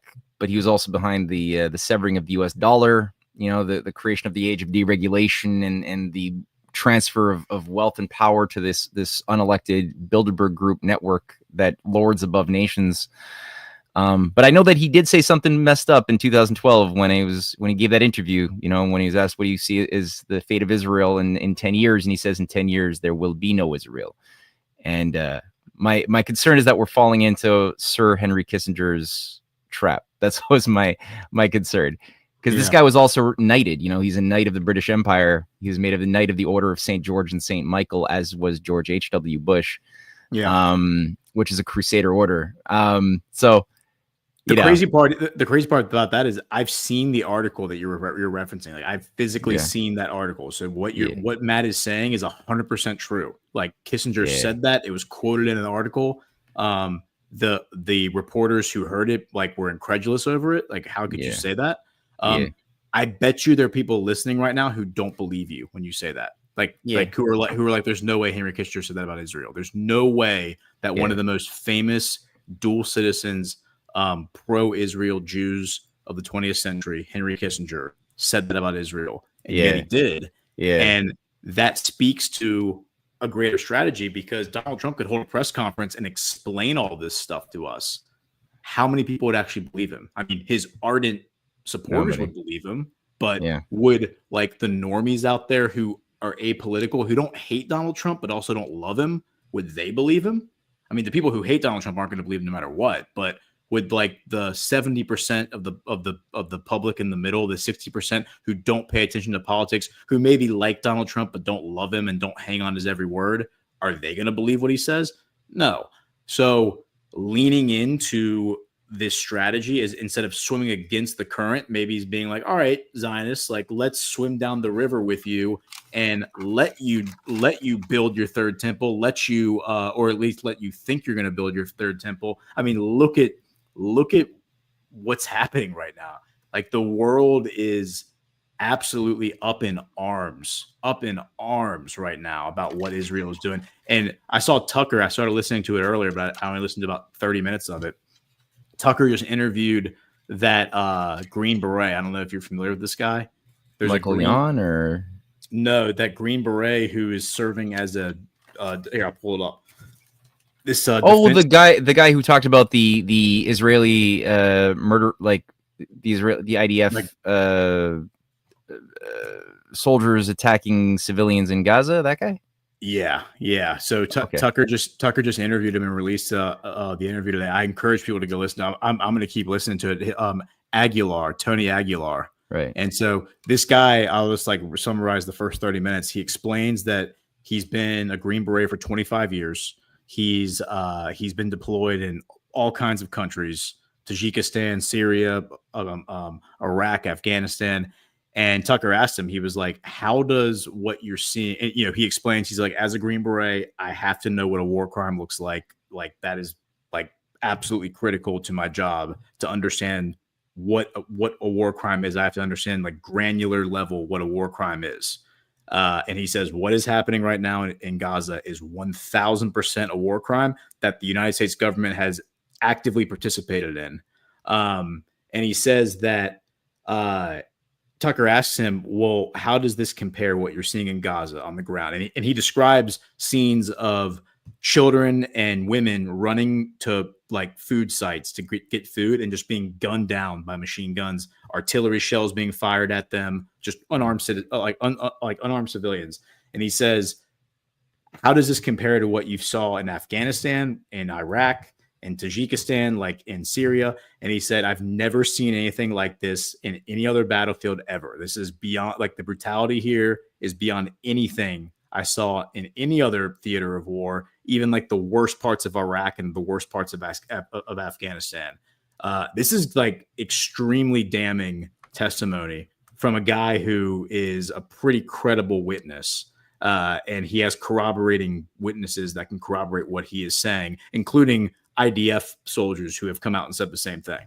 So, this, and what the guy is saying is, he's like, if we don't rectify this, like if the U.S. government doesn't immediately address this and like change course, then the U.S. government is going to be guilty of war crimes on the world stage, and other countries are going to persecute the U.S. government for doing this. It puts the U.S. government in an extremely compromised position where I don't know how it gets resolved, but there's no way this is going away. This situation is only compounding and getting worse by the day.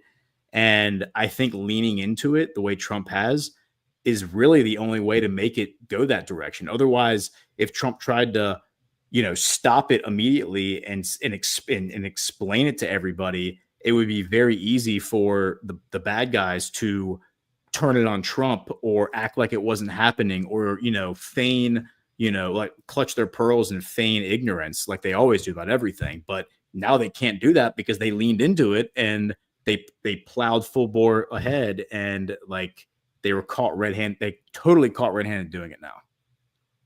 Mm-hmm. Yep. Agreed. I'm going to read the second ad. Oh, yeah. Let's read the second ad and hit some rants. All right, yeah, let's do it. All right, so here's River.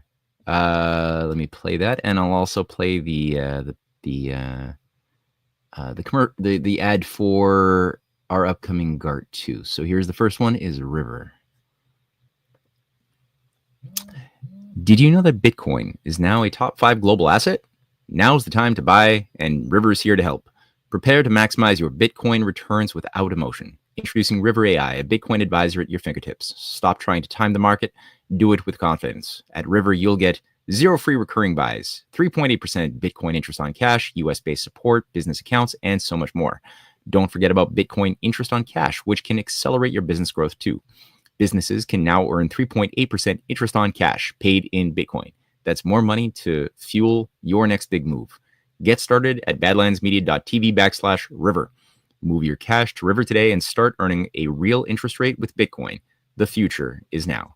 That's badlandsmedia.tv/River. I read that way too fast. So I should have tempered my pace there. But that's still, yeah, that was the ad rotating.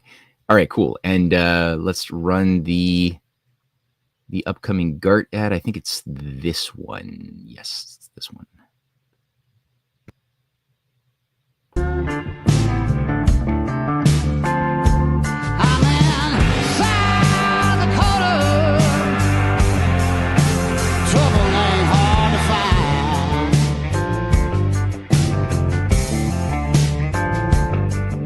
Can't make it to Deadwood?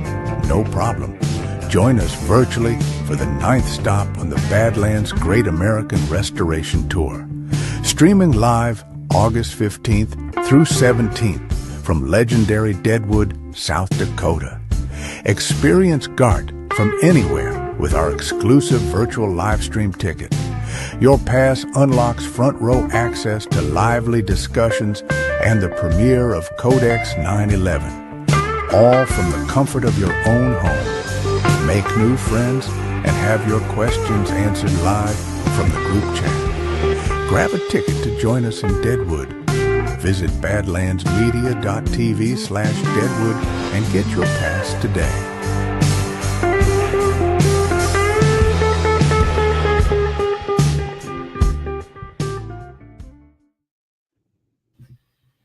All right. Hey, but do you know if that voice was a high quality AI cowboy, or is that a real voice actor that we employed to do that? You'll have to ask. That's above my pay grade, so you'll have to Yeah. ask. I don't have the security clearance to answer that, so you'll have to ask somebody else. Jordan Sather or John probably would know the answer to that. Sounds good. Yeah. Alan S333 is asking in the chat, how are the Green Berets in Gaza or in Israel? Neither. This guy Aguilar is there as a these are all contractors. So he's, I guess technically maybe he's either a former Green Beret or maybe he's not deployed right now on tour. But so he is working for a private contracting firm. Is like Blackwater or something, or not Blackwater, but he says the name. It's not a name I'm familiar with. Okay.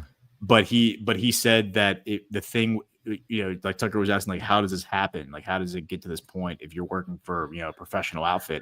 And he said this thing was thrown together so quickly and like such a clusterfuck that they literally told us, they said, get to Israel as fast as you can, go to their website and apply for a tourist visa. So he was saying that normally you would get in to country on like a B1 visa, which is like a security visa. But he's like, we are walking around Israel with like fully decked out, like weapons, armor, like everything. And I am there on a tourist visa, just like if my grandmother wanted to go visit Jerusalem, she would get a tourist visa to go there. It's like the same thing. He's like, I've never seen this before, but that's how disorganized this whole thing is. It's a great interview. I would encourage people to go listen to it. I'm going to listen to the rest of it. But let's hit some rants. And I see people asking questions in the chat. Maybe I'll try to address some of them if I see some more. I noticed that there was somebody in the chat who said something to the effect that they heard that Canada owns more farmland than any other foreign power in the world. And yeah, I'm doing a video on that. U.S. farmland, right? So if all foreign owned farmland in the USA, people freak out right now. They're being trained to flip out by Tucker Carlson, who's running attack ads on China, trying to just take control of America's food supply to destroy America. It's like full spectrum attacks that is China. No, not at all. China has they're number 17 on the list of they have less than 1% of all foreign owned land, which is itself 4% of the US farm. Canada's 30% of all foreign owned land is Canada, which is run by a depopulation agenda committed to taking food out of the food supply and making people eat bugs. And that nobody's flipping out about having protests or nothing. Nope. But that's the real issue right there. And then right behind Canada is the Netherlands, the UK, Germany, and then France, which have the next 4 or 5 on the list of the biggest foreign owners of farmland. And Ted Turner. Ted Turner owns 10 times more. Ted Turner, dude. Why owns did that guy not go away? The guy who killed his girlfriend, right? Who co-founded CNN and called for the mass extermination of the human species down to 500 million. That guy. The thing that was written on the Georgia Guidestones, remember? And then those got blown up. That was pretty cool. Yeah, that was. And that guy owns 10 times more land than China does. So it's well, in the Netherlands and France also were doing that bullshit where they were seizing farmland. They're forcing the farmers to turn over their land, and then the farmers did the tractor protests, which were badass. My favorite, by the way, the best form of protest, and I wish we could do this in America, is when they go and they spray the manure all over the municipal buildings. Yeah, that is satisfying. That is the coolest form of protest, and I'm all for it. I do think that there is some sort of a psyop that's being run and will continue to be run and may even escalate to blame China for everything. I've noticed that for a while now, where it's like they're trying to pin everything on China. And I do think it's part of it aligns with the whole Russia thing, where they're trying to cultivate an appetite for war with China. But it's obviously a lot of other countries, and again, not even really countries, more just like transnational criminals that have nationalities associated with other countries: Canada, Netherlands, UK, Germany, France, Israel.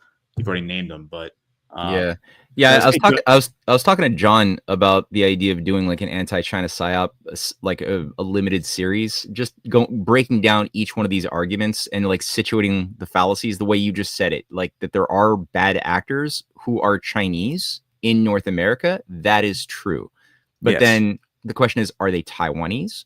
Are they part of the triads that were expelled out of that escaped China and escaped Hong Kong and were given sanctuary in Canada and the United States? Because if they stayed in China, they would be in jail. Yes, but that's never addressed. It's just always like oversimplified, as if, it is kind of racist that there's this idea that, if it's Chinese, it's part of the same hive mind Borg, and there's like no nuance. It's like a giant beehive, and every single Chinese person in the world is like a part of this beehive. So it is actually really retarded when you stop and break it down to that extent. Because if we were going to blame like entire countries for the acts of like individual criminals, America might actually end up at the very top of that list because of all the dual citizenship. Like all of these criminals have dual citizenships with America, right? I mean, it's like everyone points the fingers at the Israelis, and I'm right there like doing that. But a lot of almost all of these Israeli citizens have either Russian or American citizenship. So, But to your point about Canada being at the top of the list, that just kind of like supports that Trump post I shared earlier about him like going after Carney for recognizing Palestine. Like, I do think that he's like using that leverage against Carney, because I think Canada is way more formidable than people give it credit for. People just think that y'all are a bunch of maple syrup drinking, good old boys, but really y'all are some shifty-eyed, ice skating neardy wells, right? You're gonna have to get some. You had like in World War II, you had that like racist, like anti-Japanese, like have you slapped a Jap today? Like that racist propaganda on like Looney Tunes and stuff. You got to get stuff like that for Canadians. Yeah. Trey Parker and Matt Stone did a little bit of that with the South Park movie back like 20 years ago, but you got to get like a revamp for like have you slapped a Canuck? Have you slapped a Canuck today? I don't advocate slapping my fellow Canucks. But there's something to it. By the way, is that considered like a racial or ethnic epithet to call someone a Canuck? I don't think that there is such a thing. Because there's like a hockey team. There's a hockey team called the Canucks. No, it's a mark of pride. Is it like the N word for Canadians? That's probably a better way to ask it, but I don't know. Yeah, I'm trying to think, what is the way to insult a Canadian? I know that I've got some American friends who are political organizers, and they would always say that whenever they would encounter a Canadian, the Canadians would just try to run away from a political conversation, and they would say, "Oh, I'm Canadian," and they started calling and they started calling them Cantadians, because it's like, "Oh, I can't talk, I'm Canadian," So that became one slur, but I don't know if the Canadians were smart enough to even be insulted as they should have been. And then you have like in French Quebec, you've got, or French Canada, you've got the pea soup eaters. I guess you want to kind of insult a Quebecois, you call them a pea soup eater, but that's like a really soft insult, right? Like pea soup, like the little green balls, like pea soup eater. But yeah, it's apparently a Quebecois, delicacy. But again, it's delicious. So I don't know why that. It's like calling, Xi Jinping Winnie the Pooh. Like they say, insult, but I don't think he minds. Winnie the Pooh's adorable. Like everybody likes Winnie the Pooh. Dude, so, I remember 10 years ago there was like a psyop online that like Xi Jinping was executing people who like shared Winnie the Pooh memes. and I was just thinking in my head, I was like, does he really care that much about being called Winnie the Pooh? I think he likes it. I mean, it's such great publicity. If they're trying to demonize you and make you seem like anti-human in major press agencies, If people are associating with Winnie the Pooh, that's good. That's good for your image at the end of the day. They can't want to hate. They can't think of you as like a Hitler. Yeah. It's like no, he was rounding up and executing those people because they were traitors to China. But, that's right. Yeah. All right. Let's hit some rants. The Walrus, $5. Everybody get your notebooks. I think that was at the beginning of the show. Thank you, Walrus. Thank you. Clairecat 367, $11. Rant challenge Badlanders to thank Matt and Ghost for these 4 weeks of Breaking History evening editions. Have so enjoyed them. Thank you very much, Matt and Ghost, and many blessings. Thank you, Clairecat. I actually don't know if this is the last one. We might have one more. I need to confirm that with John. It's kind of like a fly by night, fly by the seat of our pants approach. Yep. So okay, it really just depends when G Money washes up on the shores of America, which could be any day now. He might just like ship himself via UPS to like Deadwood and just show up there. I have no idea. So we'll find out together. Okay, it'll be an adventure one way or the other. Okay, we have Sarge 339, $10. Greatly appreciate you too. I love the debate and conversation. Opens my eyes to the insane bullshit taught to our kids in school. Thank you and God bless. Well, thank you, Sarge. Appreciate you being here. Cecil B Geokim 1. I hope I'm saying that right. $10. Cheers, gents. Figured Matt deserves to understand us Badlanders enjoy his input and are thankful. Ghost, as always, keep up the great work. Appreciate you, brother. Thanks for being here. Thanks for the support. NV Runner, I think it's Nevada Runner, $5. Just the thumbs up. Love that. Thank you for the support. Thanks for the rant. ZBM, $1. What other rapture signs have the Israelis been facilitating or creating? Do you guys know of? Well, they have those sacred or the red heifers. The really sick and twisted part about the red heifers, though, is that they were genetically like engineered in a lab in Texas by some Christian Zionists, and then they were shipped there. And actually, it has a lot of Jewish scholars very upset because they're like, even though these things physically appear pure and like pass all the tests that are laid out in the Torah or whatever, the Talmud, but like whichever one it is, they were made in the lab, and like it specifically says that this is like something that needs to be found in nature. So this is wrong. That's ballsy. That's like, don't they think, even if you believe that, aren't you a little worried that God is going to catch you cheating on the test? Like, yeah. Well, it is bullshit. But Ted Cruz thinks it's totally kosher. Someone should probably explain to Ted Cruz what kosher means. I certainly don't know, so that I wouldn't be that guy. Babbage 3, $1. You have we have YouTube super chats too. We have people listening on YouTube tonight. There's YouTube. Yeah. We haven't been canceled from YouTube. What? Well, we have been canceled from YouTube many times. We've been canceled from YouTube, but right now this is streaming on YouTube. I never thought I would see the day. All right, really? I'm on YouTube right now, and it looks like we have. No. Yeah, everyone come over to YouTube and give us a thumbs up, because it looks like we have. I don't know if we can see how many people we have live. Hey, look at that! Yeah, well, it says like 27 or 32, 26 watching. Yeah, 26 homies over on YouTube. You got to love that.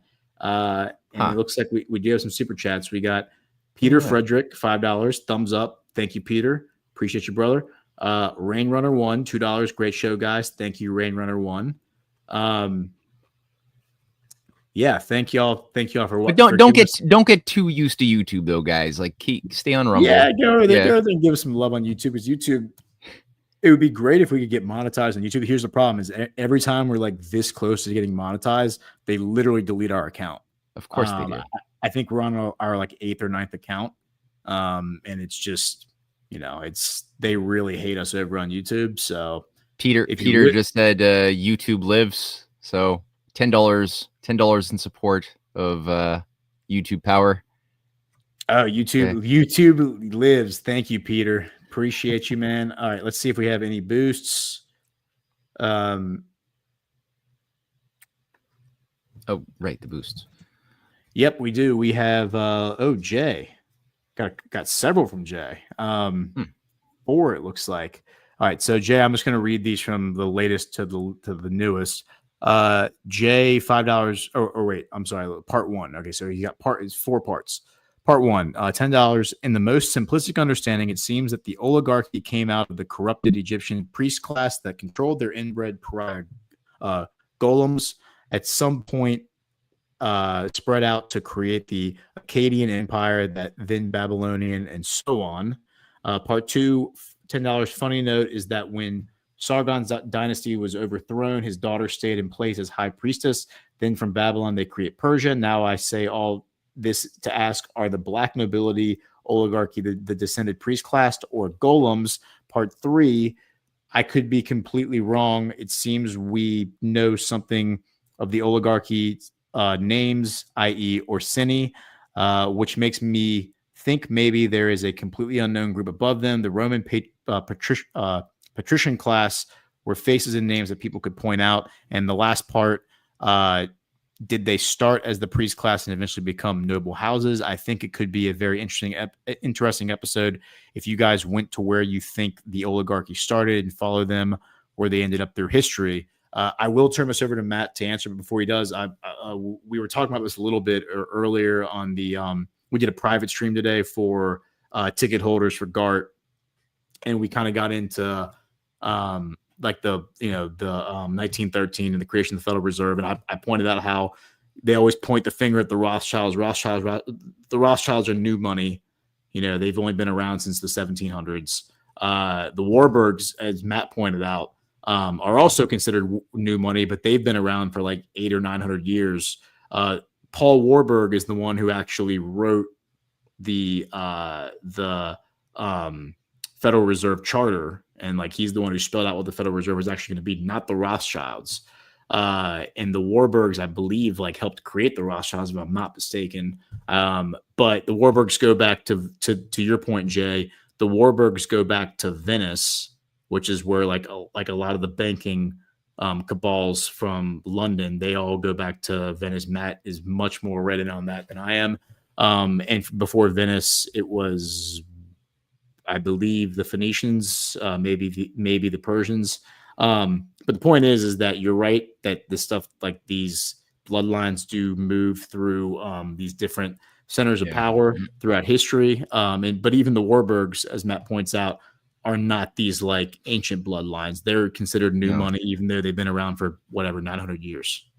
Yeah, that's well said. And I think that there's a book that was of high value in my research on this topic called Dope Incorporated, first published in 1978 by Executive Intelligence Review, and there were several chapters within that book going through the origins of the system that's still known, but it was known in the medieval ages. It really grew, called the Hofjuden, so the court Jews, right? And it was around the time where you had these anti-Jewish laws passed, first the Aziz laws in England, but before that, it was Venice that did the first anti-Jewish laws in 940. But it spread all over during the course of the Crusades. The anti-Jewish laws were rampant, and this is where the term Shylock, for example, emerged out of that world that people have become more familiar with since Trump recently dropped it in an interview, referring to the Shylocks, the Shylock principle. And Shylock is a character in Shakespeare's play, The Merchant of Venice. Yeah. And within it, he embodies sort of the archetype of this degeneration of a certain type of court, Hofjuden. So what would happen during these anti-Jewish laws is that Jews were forbidden from farming, from owning land, from being a part of a guild, from having a sword, from traveling on the seas. So there was a very limited array of job choices for Jews who then in the case of like Venice, they were first brought into ghettos. And it's a Venetian Italian word, and Venice was the home of the first Jewish ghettos, where they were told you have to live in this area. If you want to leave this specific district, you have to have like a license to move outside of your allocated district, or else you'll be punished with a variety of punishments. And this went on for many generations. So the only jobs that they could have, they were living in poverty. They couldn't have access to much real education. They couldn't have access to the other schools that the other elites of Europe had access to. They could only really go to synagogue. And even there were, there was an enforcement of a policy that generally didn't favor literacy amongst the masses of Jews. so people were not even able to even read their own Torah. And so you had the job options that were available were the selling of used cloths, of rags. You were allowed to do that, but that was not very lucrative. There's only so far you can climb in the social ladder in that world, or you could be a moneylender. You were allowed to do that, and that was sort of a way to make for a lot of these medieval Jews to get a lot of like riches and influence that they could not have had otherwise. But they were basically doing the dirty work for the nominally Christian Venetian leaders and the higher noble families that would go back to the ancient times, like you were mentioning, the patrician class of Rome being one aspect of this. And because they were Christian, they wouldn't be allowed. It was frowned upon, barred from usury. Yeah, that was very frowned upon. But there's nowhere in the Jewish texts that say you can't do it. So the Jews became a useful bagman. They became a useful enforcer, and some who were given assignments as monetary sort of abusers of the victims. They did the job well. They collected taxes, and that's something that there were many Jews were employed to do even in biblical times. Right? Matthew was a tax collector, but and they were hated. They were despised. If people were going to come out with pitchforks to go and hurt some abusive personality, they were basically gonna lynch mob and tar and feather the disposable tax collector, who might live well, but they were hated and they were at high risk as well when the mob forms. Same thing for the Hofjuden in the medieval ages. And for those that did a really good job, like the Montefiore family, or later on the Sassoons, or the Vorburgs was a 15th century Venetian family, or mercenary that was granted a little bit of a dynastic privilege because they did their job well. They let go of their conscience. The Rothschilds later on were given a little, limited dynasty where they were guaranteed that your children will be protected, will gain access to the inner clubs, and you're going to get privileged positions in schools and controlling certain corporate and banking entities. But you're still disposable, and there's still a glass ceiling that you're not allowed to penetrate behind, because when you actually get into the inner sanctum of thinking of a lot of the higher up oligarchs, they really despise the Jews. They see them as like useful, but they don't like them. They think that they're ultimately subhuman and they're totally disposable. But they are convenient hate absorbers, because when people feel the abuse of financial warfare, the thing that they see when they begin to critically think about what's like screwing them over is the first thing that they'll see are Jewish bankers. And that's the first thing that they're going to devote their hate to. So that's convenient. But if you go to the higher echelons, you start seeing that there are even the older families, like we were talking about this afternoon, the older English families, the older Italian families, a lot of them are just Vikings. They're the Northmen.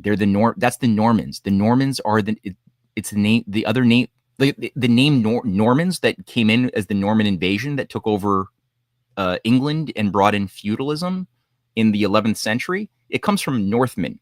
The Northmen were the Vikings. The Vikings were kind of like the ISIS operatives that would be used as muscle to destroy, rape, and pillage target nations you wanted to destroy, as the CIA and MI6 have been wont to do in more recent years, or as Venice had used back 800 years ago, the Mongol golden hordes of Genghis Khan. They would provide these brutal creatures intelligence, information, financing, supplies, everything that they needed to go and spread to destroy the enemies of Venice and Genoa.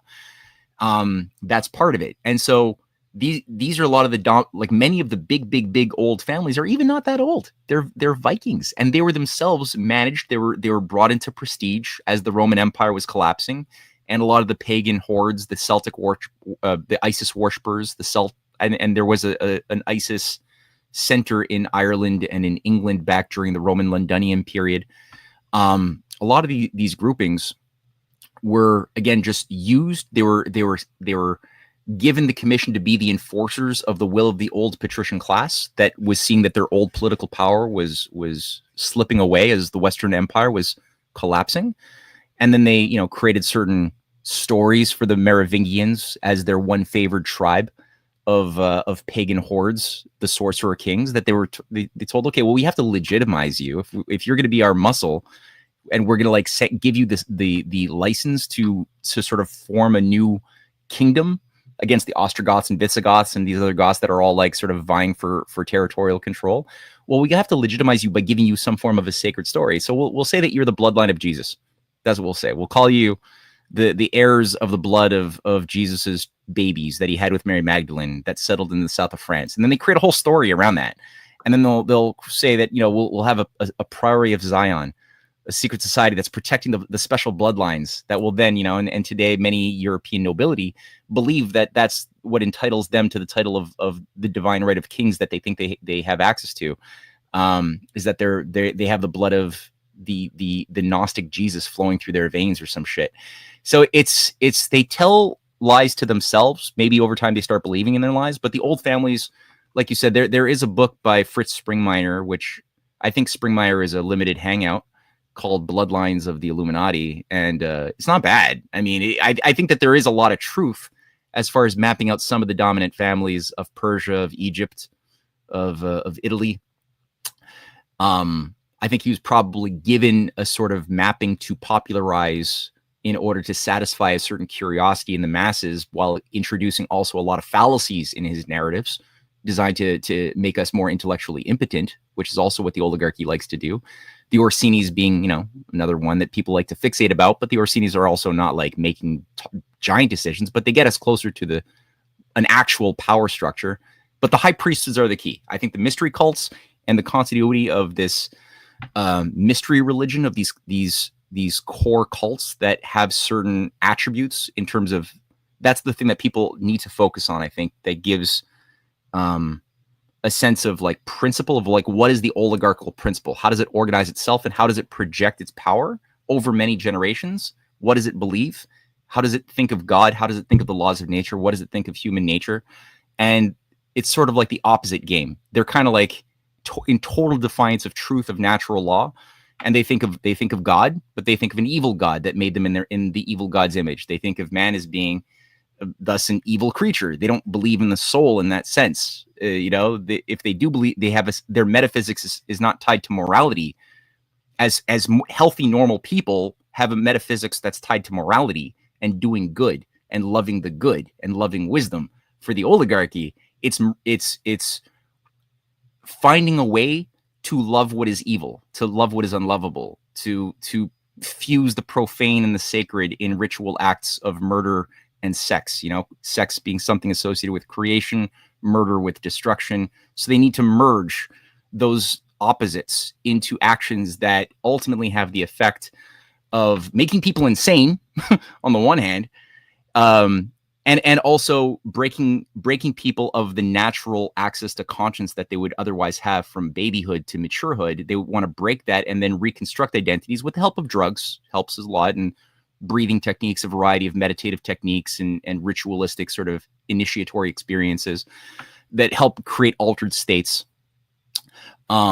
that then construct new synthetic identities that seem to have personality disorders and compartmentalized personalities. That's another aspect that I think people have noticed amongst the oligarchical sort of modality, is controlled, fragmented personalities that can appear functional, as Barack Obama appears functional in the daytime, but can become a demon if certain sort of invocations are put forth.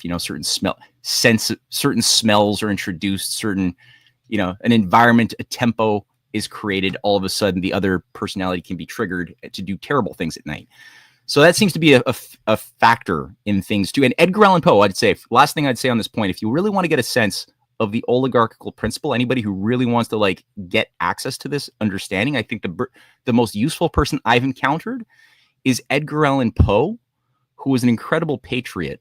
And in his Imp of the Perverse, in his William Wilson, another short story, in his The Black Cat, in The Telltale Heart, but especially the Imp of the Perverse and William Wilson in The Mask of the Red Death, those short stories will give you better insight into the psychological state of a compartmentalized oligarchical personality type, and their how they came into being and what they are afraid of and what self-destructs them, than anything else I've encountered.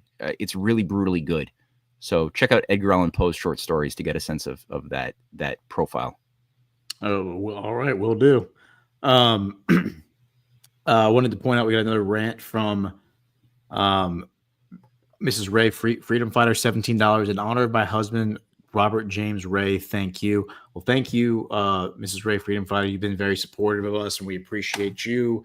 And God bless you and your husband. And yes, thoughts and prayers for you and your family. So thank you for everything.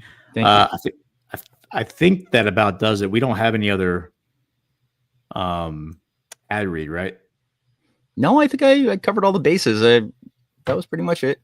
Yeah. Okay. I think we're good. So everyone, please hit the thumbs up. Appreciate y'all being here. I think we'll be back again next week for a bonus night edition, but more to come on that. We'll definitely be back on Wednesday. But yeah, man, I think this is a good stopping point.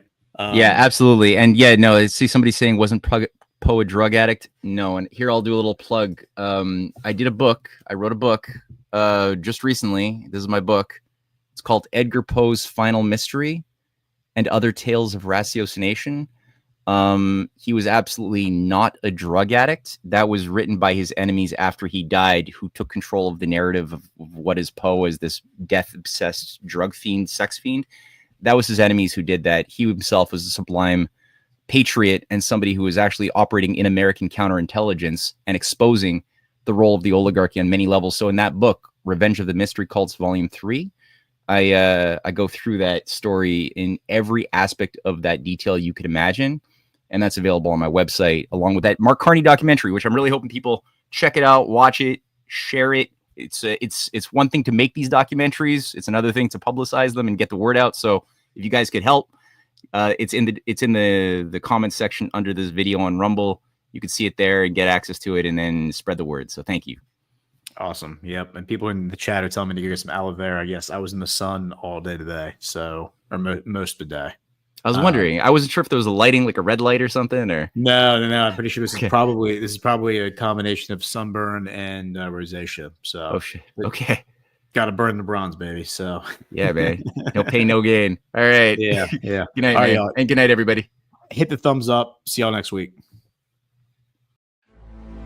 Thank you so much for joining us, and don't forget to hit the thumbs up on this video. And a special thank you to all of our advertising partners. Please remember to shift your dollars to support those businesses that support Badlands Media.